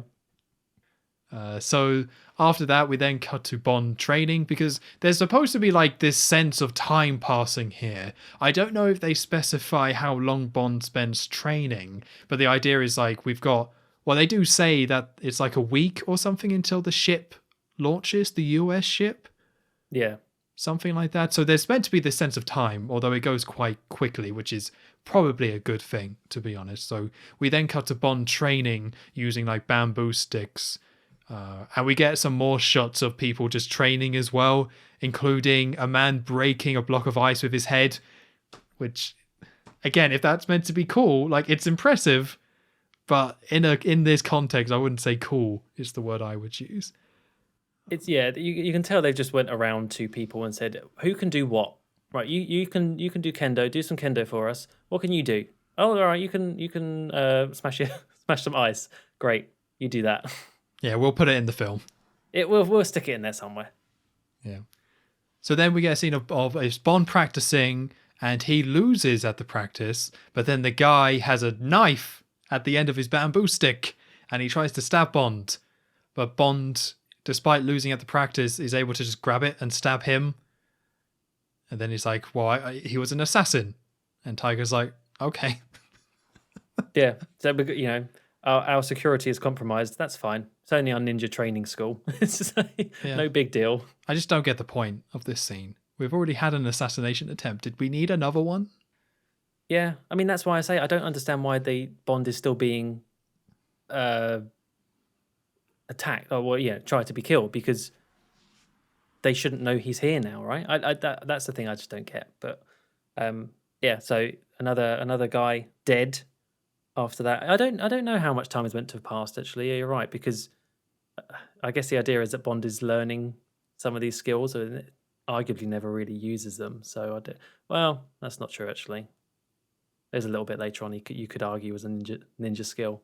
But yeah, after that, I don't know. What happens after that? You don't know? Is this when they go to the island now? No, this is when Bond gets married. Oh, God, that's why. This bit just went on for so long and I was just bored by it. Okay. All right, let's get through it quite quick then. So it starts off funny, but not in a good, funny way, where the women are coming up next to Tiger and Bond is waiting for his bride-to-be. And there's these women, and this is when you see it, like, the ugly women, where Bond looks at them and just, like, is so annoyed, like, oh, God. Yeah, the faces he pulls in this bit, it's funny, you're right, but it's just like try and be a little bit more respectful, maybe. Yeah, he's just you just see it on his face. And then the creepy thing is that the third woman comes up. But even then, I wouldn't say these women are that ugly. They're just older. Like, I think they're just older women, and that's how they do it. And then the third woman comes up, and the main thing about her, I wouldn't say she's that much more attractive. She's just younger, really. And then Bond smiles, and it's all a bit too much. That is literally what I wrote in my notes. This is all just too much. It does. At this very same point, I put that Sean Connery is starting to look a little bit old now to me, especially in comparison to having the young women around him. It's starting to look a little bit older and getting into that creepy-ish territory for me. Nothing too bad. I'm not going to say it's like shockingly bad, like Roger Moore later on in some other films, but it's just, you can definitely tell that he is not quite how he used to look. No, but they just didn't need this bit. They just needed him to get married, and they could have done that quite quickly, but they really draw this out. You see this whole ceremony of them two together, and someone, I don't know, like sings a bit or something, I think, and then they drink some tea from his hands, and lots of people in robes, and it's all just a bit painful. And I think this leads me to a point about this film that I think goes against it, where I've praised some of the other films in the past for really showing off the culture and the scene, showing it off and giving you a little bit of a tour and using Bond as a vessel to explore these places and show them off. But I think why this film fails, where the other ones do a better job, is that the other ones don't try to fully like incorporate Bond into the culture. Like Bond is very much an outsider experiencing this as an outsider's perspective. And I think the a problem tourist. with a tourist basically. But this one, they just kind of try to have their cake and eat it, where he tries to like fully integrate into the Japanese culture and tries to fully take this on. And it's once that starts happening, like obviously the transformation to be Japanese is the worst part and is terrible, but it's not even that. It's like him wearing all the robes and him getting married and him fighting against ninjas. It's like, it's too far. So while you might think I would praise this film for really showing off Japan, and in a lot of ways I would, I do think the aerial shots in all these different locations are great. I think the thing that they fail at is that Bond should not try to integrate himself into the culture. He needs to be that observer, and that kind of works better as a format of Bond visiting these places. Yeah, I think that's spot on. Really, there's definitely a line to be drawn, and he is a spy, right? At the end of the day, there is an element of needing to blend in as a spy, but maybe not in this way. Yeah, they just crossed that line where I wish they just didn't do that. Bond could have been there, still being Bond, with everyone else still training and things like that. Like, yeah, there's a reason why he's all dressing up, but yeah, it would have been nice if they just found a way for Bond to still be that outsider. He could kind of learn some ninja stuff, that can be kind of fun, but this is like a full Japanese marriage ceremony with Bond wearing Japanese hair. Like, no. Like, it's just painful. I just can't. I don't. It's bad. Yeah, but Bond gets a little bit annoying, I think, in these bits for me, especially when after the marriage scene and there's him and his wife, his new wife, in their home, and she's outlining, this is a business only thing. We're not sleeping in the same bed and this sort of stuff. Just as they're about to eat oysters, and she says this, and he's like, "Won't be needing these then," and just puts them down. It's like so petty. Just eat your oysters, Bond, for God's sake. It's like a little child. Fine then. No dinner.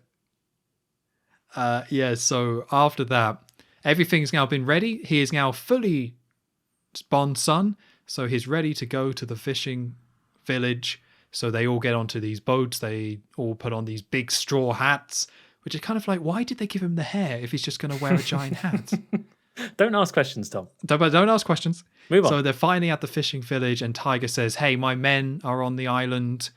We only have 4 days left, but there's like about 100 of his men on the island kind of ready to go." So Bond is then a fisherman. They get there.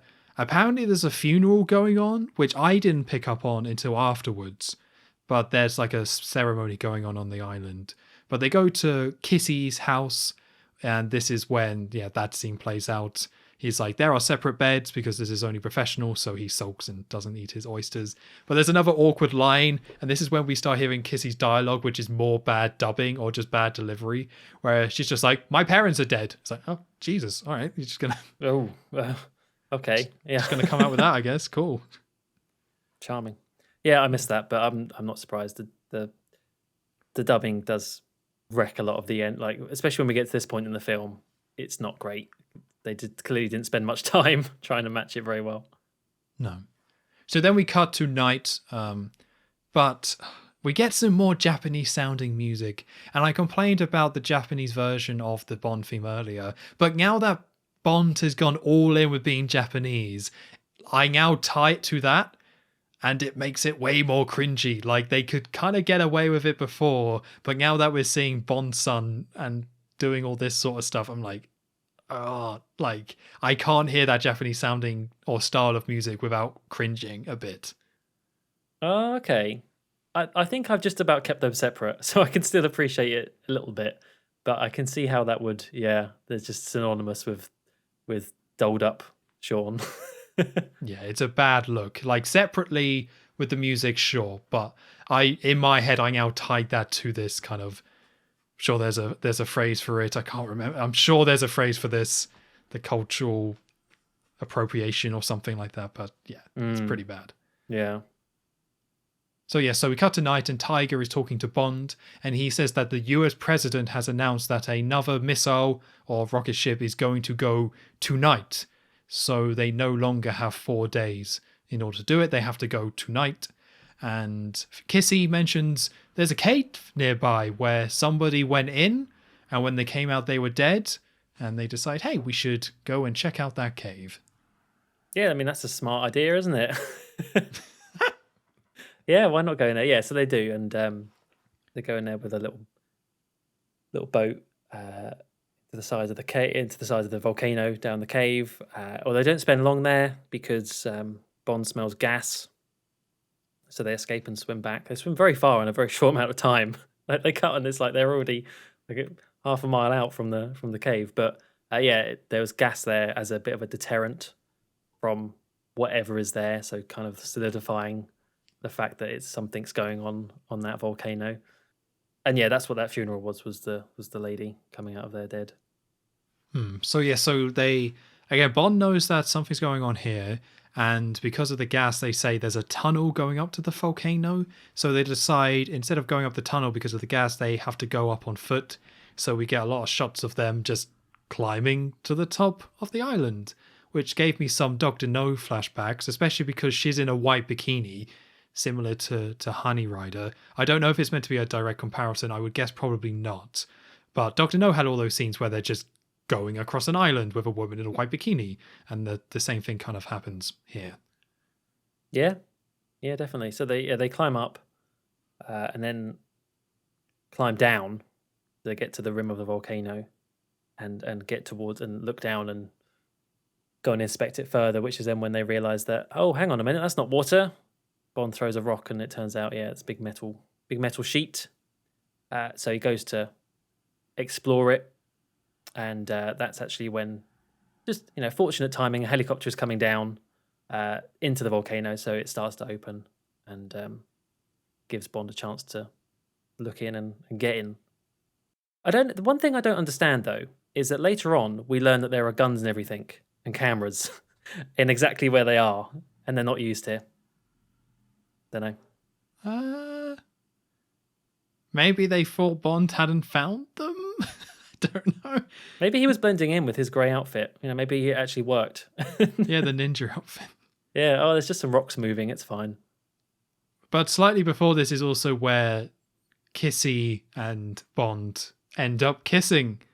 So before they go to the volcano, they're just sitting there, and of course they kiss. Is it even worth questioning this at this point? It makes no sense, but we've seen this many times. But yeah, so they go from strictly business to a little kissy for Kissy. You were just waiting to say that, weren't you? Yeah, it's a fun one.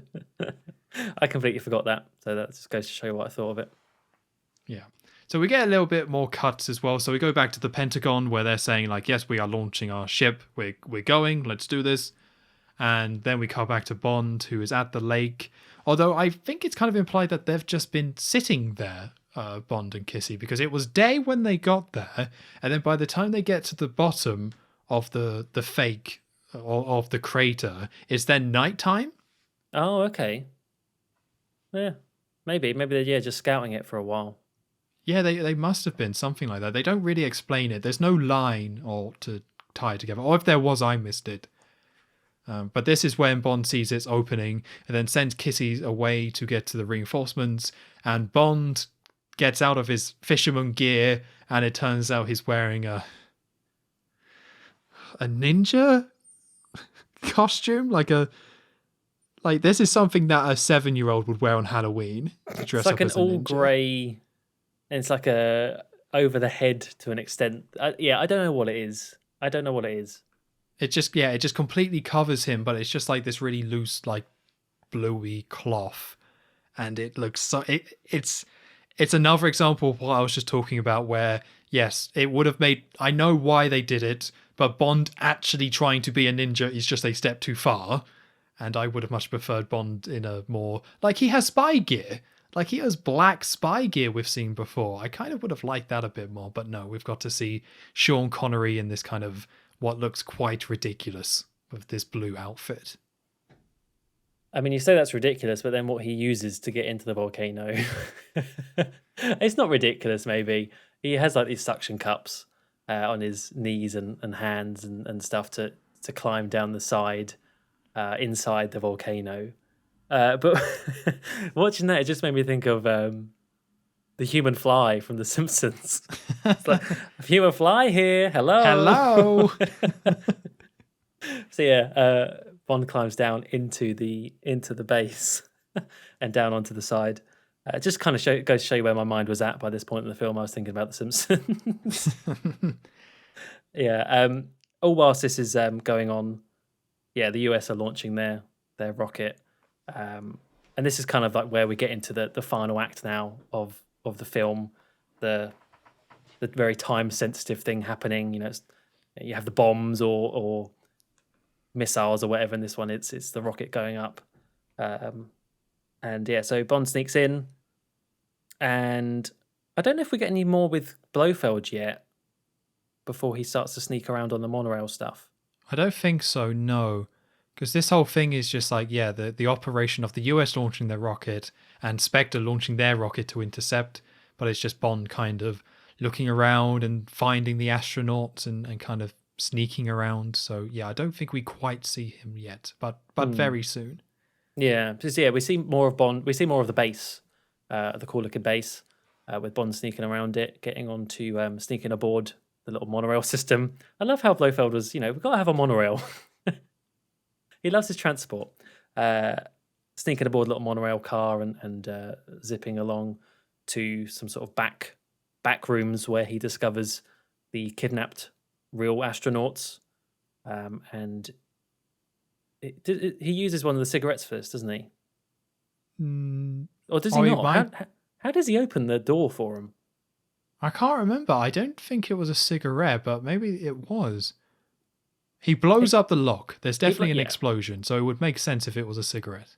Maybe, yeah. Anyway, he opens the door and releases them, and thankfully, all these astronauts are apparently very well trained fighters as well, because they disguise themselves as other workers. But I think no, or they disguise themselves. Wait a minute. Am I jumping ahead? So Bond frees them. I think you got this right. So Bond blows up the lock and that alerts some guards. So Bond goes into the room with them, and then a load of guards go into where the US astronauts are, and they just have a fight and just win and just knock them all out. Then Bond's like, right, steal all their uniforms. So then they all dress up as guards in the base. So they dress up as guards and then they dress up as astronauts. That's where I was getting confused. There's a double disguise going on. Yeah, only Bond dressed up as an astronaut. They all still dressed up as guards. Right. But I like this sort of stuff. You know, we know this is all going to go big, but I don't know. I think I just like the visual and the idea of Bond sneaking around, even if he is dressed up as a ninja, and just finding a load of guys and recruiting them. And, you know, you see this big impressive base and this big operation, but you start to see the seeds of Bond kind of getting in there and setting some things up. I always think I always appreciate those moments. Yeah, and definitely quite a ballsy move to then disguise as one of the astronauts. I don't know what his plan was when he was on board, because they all go in and attack the actual astronauts. Oh, sorry, the Spectre astronauts, and as you say, Bond disguises as one of them, and then they go to get called up to actually go into the rocket and get on with the plan of going to kidnap the American launch. And Bond is just ready to get on there. Like, he goes up the elevator. He's ready. You know, we were almost going to get Bond in space quite a few years earlier. We were so close. But Blofeld is watching and spots something and says about, hey, wait a minute, get that last that second astronaut, bring him to me. That hairy chest astronaut, get him off.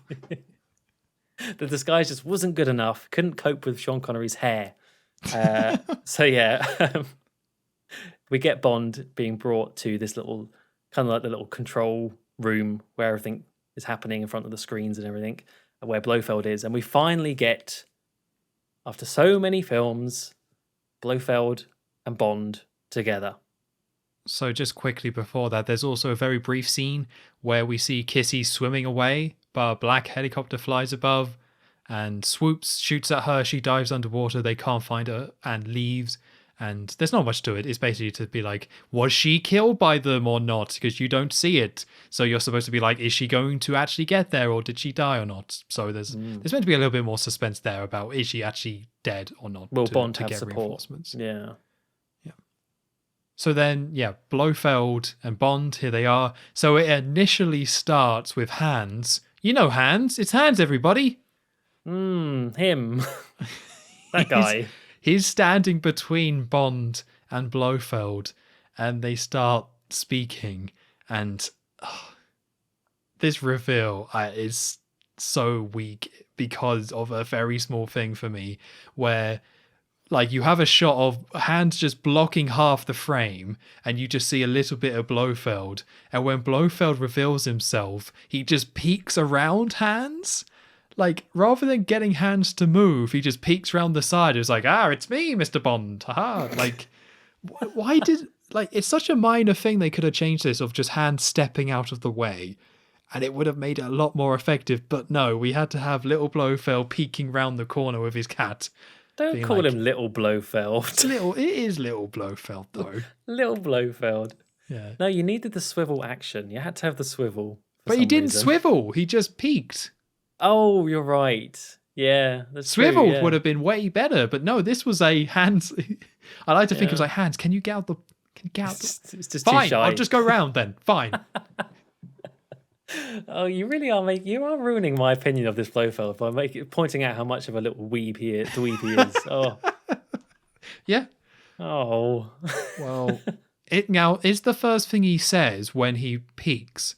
You only live twice, Mr. Bond. Is that the first line? No. Bond sets it up with something, because I think he says, Mr. Bond, I presumed you were dead, and then Bond says, "This is my second life." And that's when he says... Yeah, you only live twice, Mr. Bond. He says the line, yeah. Which, is this the... I know it's not the first time, but I feel like this is the first time they've really hammered it home. Because Dr. No was obviously the name of the guy, Dr. No, so it doesn't quite count. And then they never say From Russia with Love. I think it's on... He writes it on the photo. Yeah, but they don't say it. No. And then Goldfinger is, again, it's a different case. It's the guy's name. And they do say Thunderball, but it's just like Operation Thunderball. So yeah, there's always a reference. But this is like the first time where it's very weighted towards like, the guy said the thing. He said the name of the film, guys. Like they put a lot more into it, which makes sense with it being Blofeld. But yeah, this is the first example of this where, like that one time the world is not enough, where she's just like, the world's not enough. It's like, all right, thanks. Like, this is what, that's a weird thing where to say. that came from. Yeah. It's funny because, the whole cliche with Blofeld is the swiveling around with the cat. I've been expecting you, Mr. Bond. But you're right, there is no swivel. What the hell? It's a peak. It's swivelless. I can't believe that. I've never really actually thought about that, but that is the thing. He might swivel in a later film. Oh, I think you might be right. I think I know which film it is. Oh, no. But yeah, no, I mean, I'm just going to say this early, even though we're just starting to get onto the Blofeld stuff. Blofeld is wasted in this film, personally, for me. And even though I like the actor, and I like this Blofeld. I know we have different opinions about that, even though you are slowly convincing me otherwise. It's still not. It's just such a waste. It's such a waste of so much setup. But yeah, anyway, that will be later on, I suppose. Not too much later on. Not too much later. I mean, we are near the end, yeah. Yeah, because they do talk Bond and Blofeld, but I feel like not a lot. Like, there's not a big conversation, mostly because there's so much going on in the background. So they take Bond's cigarettes, we see that happen, but then the crater is opening up, and we get all these kind of cuts and jumps between the final countdowns and things like that, and them just actually launching this ship. And finally, the rocket shoots up, and as we see the rocket shoot up with the crater being open, we then see Tiger. He made it, and Kissy isn't dead. and shows up with a ton of ninjas, and they start to charge the crater. Now, there was a little moment here that I didn't get what this was at this point, where Blofeld like spins a gold chain in his hand. Did you see that? Yeah, I did see that. Yeah, What was that? that is the key to open the rocket destruct button. So why 'Cause it's did the he key like that Hans spin it? has. I don't know. He just wants to look cool. He really is a nerd. Oh my god. He's so Oh my weird with his hands and stuff in this film. He's just like, yeah. I didn't click that as the key. And if I did, maybe it wouldn't have looked so weird. But you just randomly have Blofeld like, and then just puts it away. It's like, okay, fine. Oh, can you stop, please? Stop ruining Blofeld. Well, Yeah, no, it is strange. I mean, you're right. There is not much dialogue between Blofeld and Bond because the mission is going on in the background. So you between all these lines, you're getting people saying, you know, open the doors, prepare the thing, do this, do that. All these orders being barked. It does. I get it in that it's showing Spectre doing what they need to do. They're not going to be put off by Bond being there. They still need to get the job done. But it does sort of take away from the whole Bond versus the villain ending, because it's like it's intruding on the actual stuff they want to do. It's a little bit pushed aside. yeah, and I don't mind it too much, as you know, because we know we've got other films coming up that will feature Blofeld and he'll be more of a focus. So I actually do like this approach in terms of the whole franchise as a whole, and it's part of the reason why I hate Diamonds Are Forever, because I feel like they intentionally had Blofeld at the back part of this film, with you getting a little sneak peek only to then have this fleshed out in the next two films and kind of seen to a conclusion. So I like that approach. But yeah, it is a little bit odd to see Blofeld and not see Bond and Blofeld have any real connection. And also the fact that the character gets recasted, which just ruins it, really. If you saw the same Blofeld in the next film, even though I don't really like the guy as Blofeld, at least that continuity would have made this so much stronger. But instead we have this one who, again, a lot of people do really like as Blofeld, and think when some people say Blofeld, a lot of people do think this person. But you only get him for like the last half an hour, if that, for the film. And that is can be a bitter pill to swallow. Yeah. Yeah, it's kind of like what you're saying with Felix about how you can't get any attachment with all the different actors.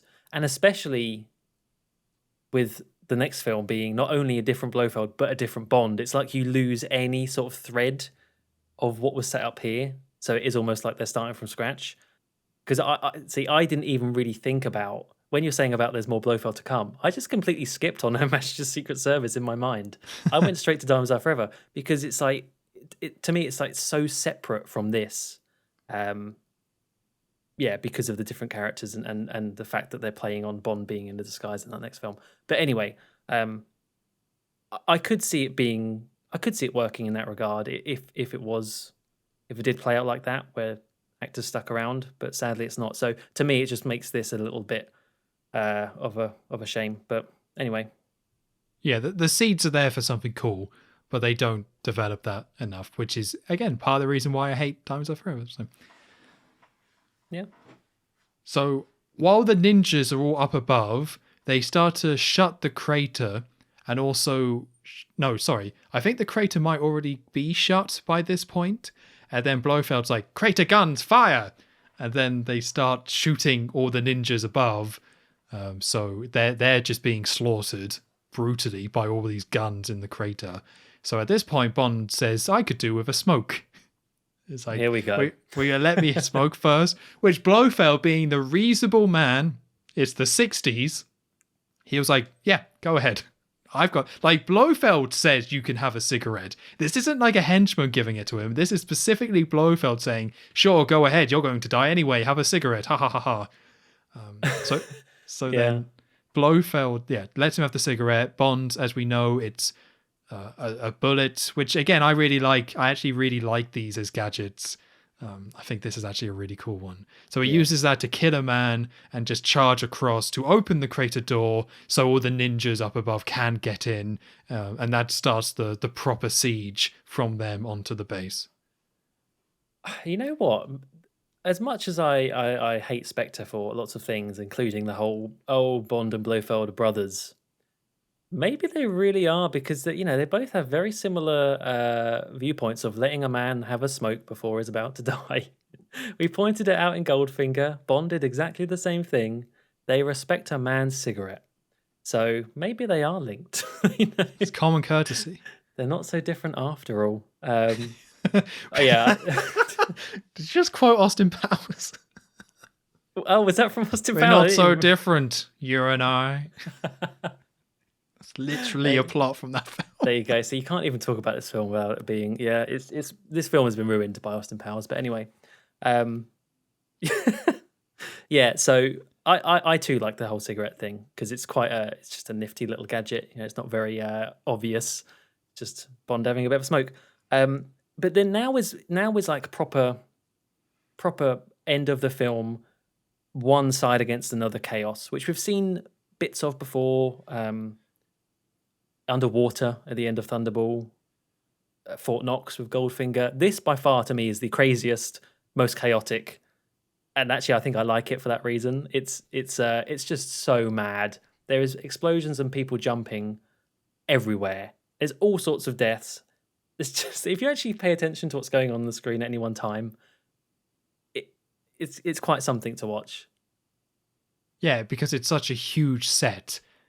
But I feel like this is a bit more choreographed than some of the other scenes where there's a better sense of progression. Like, you get that real sense of the ninjas storming the base and being successful, but, sometimes being shot and not being successful, but over time pushing through.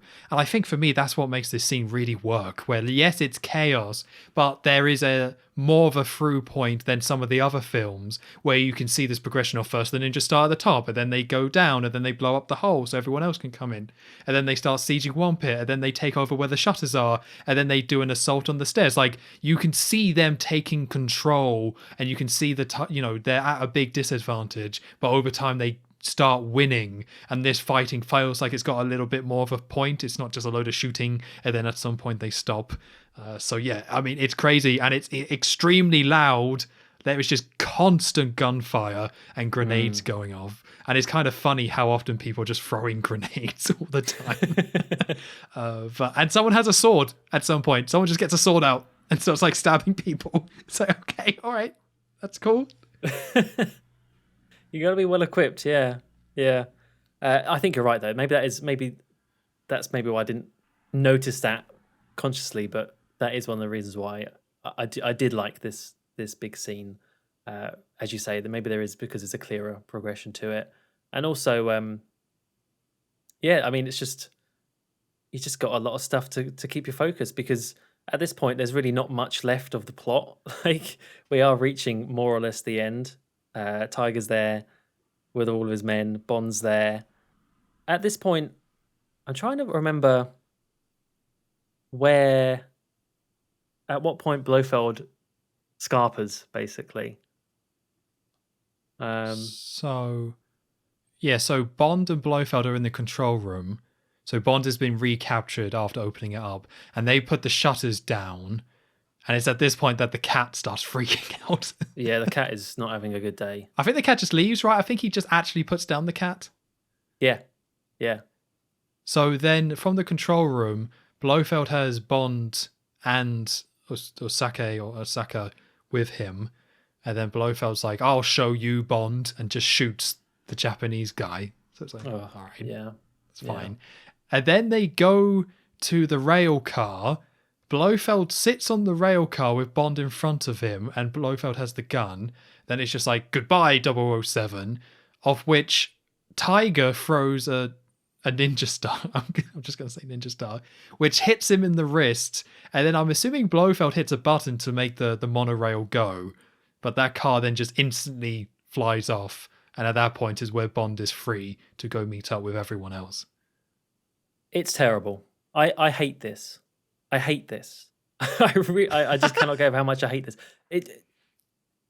Why would Blofeld? Oh man, why does Blofeld not want to kill Bond there, but does want to kill him 5 meters onwards? Like, why? I just don't understand. I really don't understand. It annoys me. Yeah, the logic's not there. And maybe somebody can explain to us what the logic is, but it seems very forced to get a moment where Tiger rescues Bond. But I feel like maybe you could have done that in a smarter way, just not have them specifically go to a point. But they needed Blofeld to flee, so they just set it up so all this stuff could happen. But it just doesn't really make sense. It just Bond needs to get away from Blofeld, and Blofeld needs to get away from Bond. So this is how they did it with the monorail system. It sucks. No, I've got no other words for it. It's a bit really annoying. How they use Blofeld in these last couple scenes is probably the thing I hate most about this film. There's one more scene with Blofeld, which I think is just as bad a little bit later on. But I suppose before that, we need to still get to, we need to see the satisfying conclusion to Hans. Oh, it's Hans, everybody. It's back, everyone. Round of applause for Hans. Put your hands together. Way. So briefly before that, they need to storm the control room, and Bond says, oh, there's another way to go. So they shoot a lot of people who are defending those stairs to get in. And funnily enough, Bond kills someone with like his ninja star at this point. He did learn something. Yeah, all that training pulled off. I mean, he killed like 8 of them with grenades, but, you know, the ninja star is what really did it. Mm-hmm. And this is when, like, Bond just walks past like 10 dead bodies. And this is the moment where I was like, wow, this film loves killing people and not caring. Like, I noticed it before, but this one is like, no, this is just James Bond walking past like corpses. It's like, it's kind of horrible if you think about it too much. Yeah, it is a bit dark, really, isn't it? So after that, Bond gets through into the area with the piranhas we've seen earlier, with Hans, and Hans has the key to self-destruct the rocket, the Spectre rocket. So there's a fight between Hans and Bond. I mean, we joked about Hans. We don't really know who this character is. He's just a big henchman, really. There's nothing particularly impressive about this fight scene. You kind of know where it's going to go, given the location of it, you know, with the piranha pit. I suppose, I mean, the one kind of cool thing is like how Bond gets rid of him, sort of with a bit of a switcheroo as he's about to, while they're on the bridge of the piranha pit. But yeah, that's where Hans ends up, unfortunately, with the piranhas. Again, a very, very quick. I mean, we're at this point in the film where it's just like go, go, go, but you know, there's no time to dwell on poor Hans. He just gets eaten, presumably, and that's the end of him. Bond has the key. I can't get mad about Hans because he's so nothing. No, he's completely nothing. Yeah, he's just a big dude for Bond to fight at the end, and Bond just wins by flipping him in a piranha pit. So there you go. There you go. That was Hans, everybody. I'll miss him. I really will. But yeah, Bond has the key, so is able to go to the control panel. And I don't know if we get more sweaty Sean here. It feels like we should have, but I don't know if we did. It's not in my notes, so it didn't happen. Okay. Confirmed. I would have been right on Did not happen. Yeah, but Bond's there trying to get the key open and fiddling with it. It's a bit of tension, you know. Because I think at this point, is there some countdown going on? I'm sure they would have added something as a bit of a tension. Yeah, there's a countdown, but we also cut to space where we see the US, we see the ship about to steal the American ship, and we're also seeing the US Pentagon saying, we are going to start a war with Russia as soon as this happens. So basically, World War III is about to start as Bond is trying to find the button to stop this from happening. And he doesn't find it. And then war does break out. Yeah, weird, right? Weird ending. Sad ending. No, okay. He opens it, he pushes a button, and yeah, Bond saves the day. It blows up. It blows up. There's a self-destruct button on that ship, and it just blows up. Instantly. There's no delay up into space. It is instant. Yeah. But it lands on 005 this time, which I thought was weird. I did think they were going to do that again. I thought, oh yeah, there's a big counter right in the frame. They're gonna do something with that. No. Yeah, it's odd. I don't think you needed the counter, really. If they did 007 again, that would be lame, but you don't really need the counter when you've got the actual visual of the ship eating the other ship. So it's a weird one. Yeah. And then we cut to Blofeld one last time. He's running away. I don't think you see the ninja star in his hand, or maybe you do. I'm not sure. I don't know, but this is the bit I just really hate this bit because before I would have said he's sort of still menacing back when I liked him before I talked to you.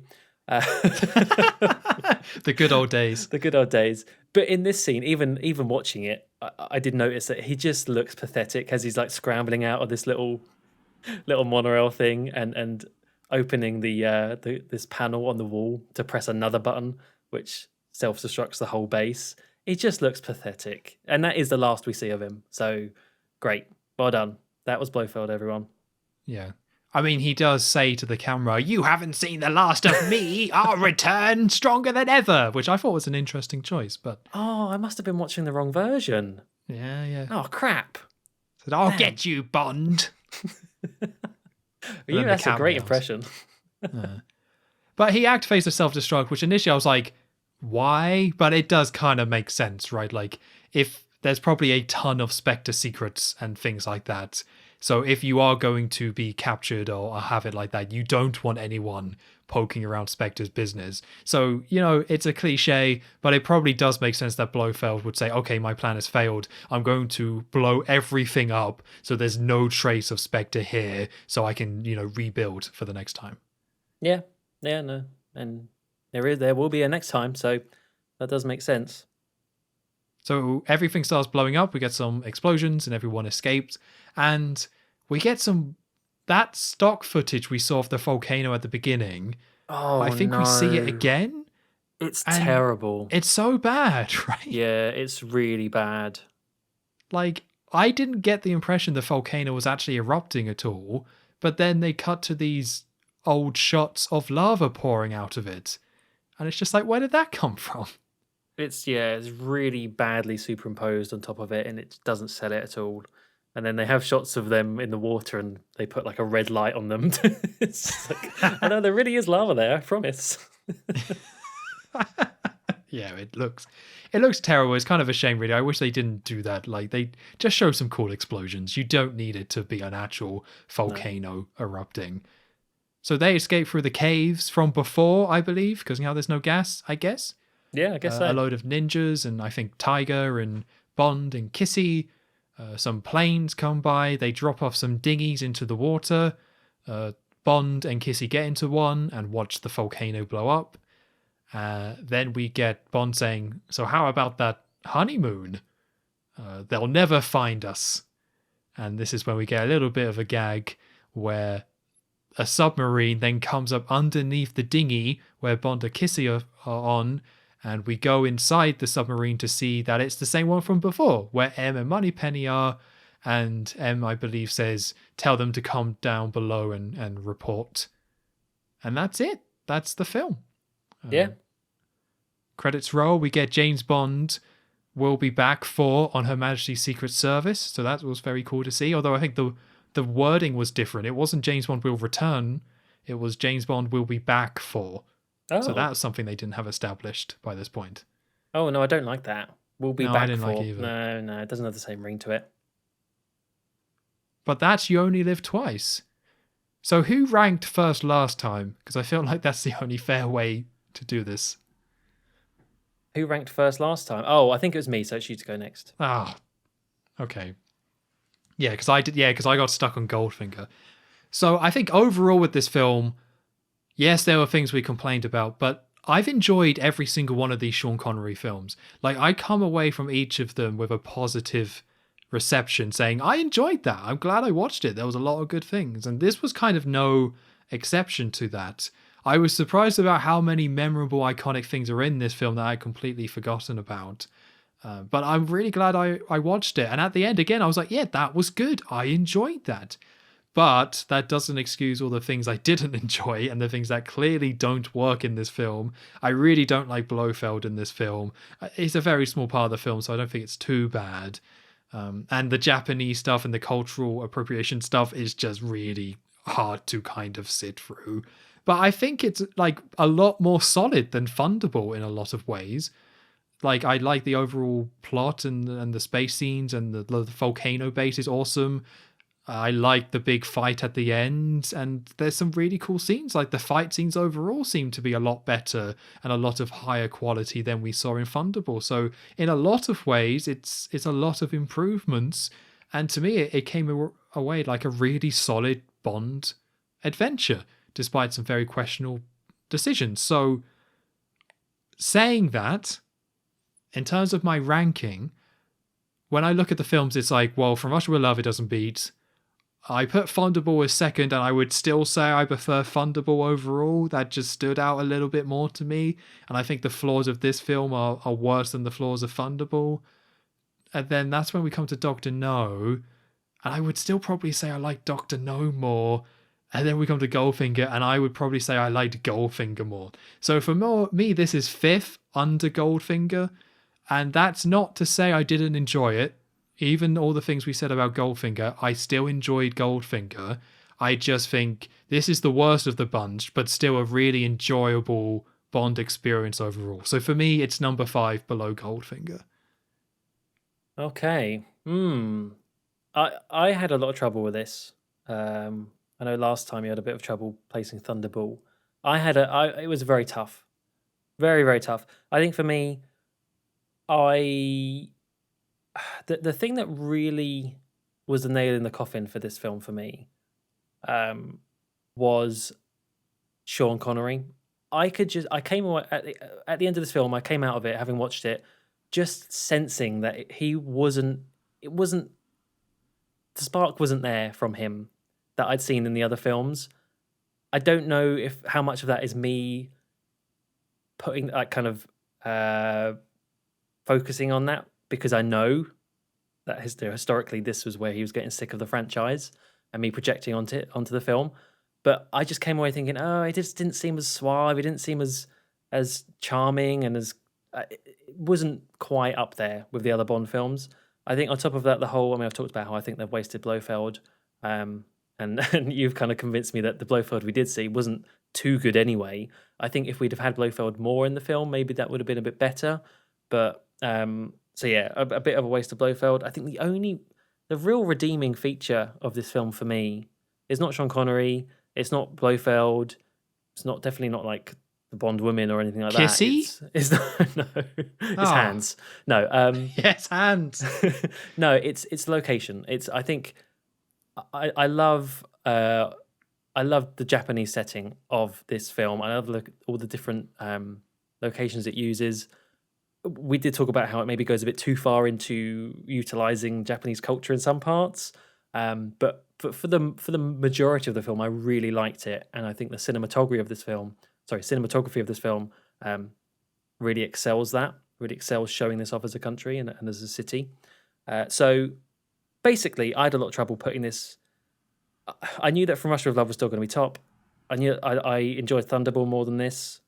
It was that thing of Dr. No was a lot simpler, but did I actually enjoy it more? And I think I did, mainly because Sean Connery was fresh-faced and trying a lot, in Dr. No.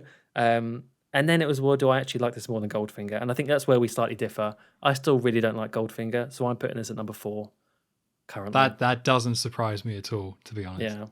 Yeah. But it does go to show, like, I didn't hate this film. It just goes to show that these first set of films are all quite strong in their own ways. So it does make it difficult to put ones at the bottom because you still kind of liked seeing them. So yeah. Yeah, for me, I'm kind of putting myself in an awkward position because I think Dr. No is going to become like a baseline for me. Like, I think most films we rank after this, I'm going to look at Dr. No and say, is it above or below Dr. No? And that's going to be the one. Because I could see a world where I put Dr. No at number 5 in this list, and I wouldn't even be that mad about it. Just as we've gone, I just kind of do really like that film for the simple Bond kind of adventure it is, and for the fact that I don't think it's that flawed, really, compared to some of these other ones. Like, it's a lot more even in a weird way than these other films, and I think the lack of evenness is what makes it tricky to rank them. So a Goldfinger is still a more uneven experience than this, but I still do love a lot of stuff about Goldfinger, and this one's a little bit more even than that. It just doesn't have those highs, and there's still things I kind of don't like. But again, as you say, overall, these are a really solid set of films for the first 5, and I think we're really going to see them separate and this list kind of get more interesting as we have to start inserting like the Roger Moore films in here and the Timothy Dalton ones. Like, these films are going to separate, I think, in a very interesting way. Yeah, very interesting. And you saying about Doctor No, I agree. I think it is a bit of a baseline at the moment. Kind of makes me think I'm going to have to rewatch Doctor No at some point. Yeah, right? We're going to have to rank the rank so far. Oh, God. Yeah, we'll see how that goes. Cool. So any last thoughts before we end this off? Only that you can't. I'm a bit annoyed that you've ruined Donald Pleasance as Blofeld for me. You're I hope welcome. You're happy. You're Yeah. welcome. Well, just wait until we get a couple more films in. I'm going to relish that. Wow. I'm just looking out for the cat. No cats were harmed during the. Actually, I think they probably were. A few sharks, but not the cat. Lots of cats were traumatized during the making of this film. They got treats. It's fine. Little treats. So, thank you very much for listening. You have been listening to episode 5 of the Bond Revisited podcast. The Bond Revisited podcast will return next week with On Her Majesty's Secret Service.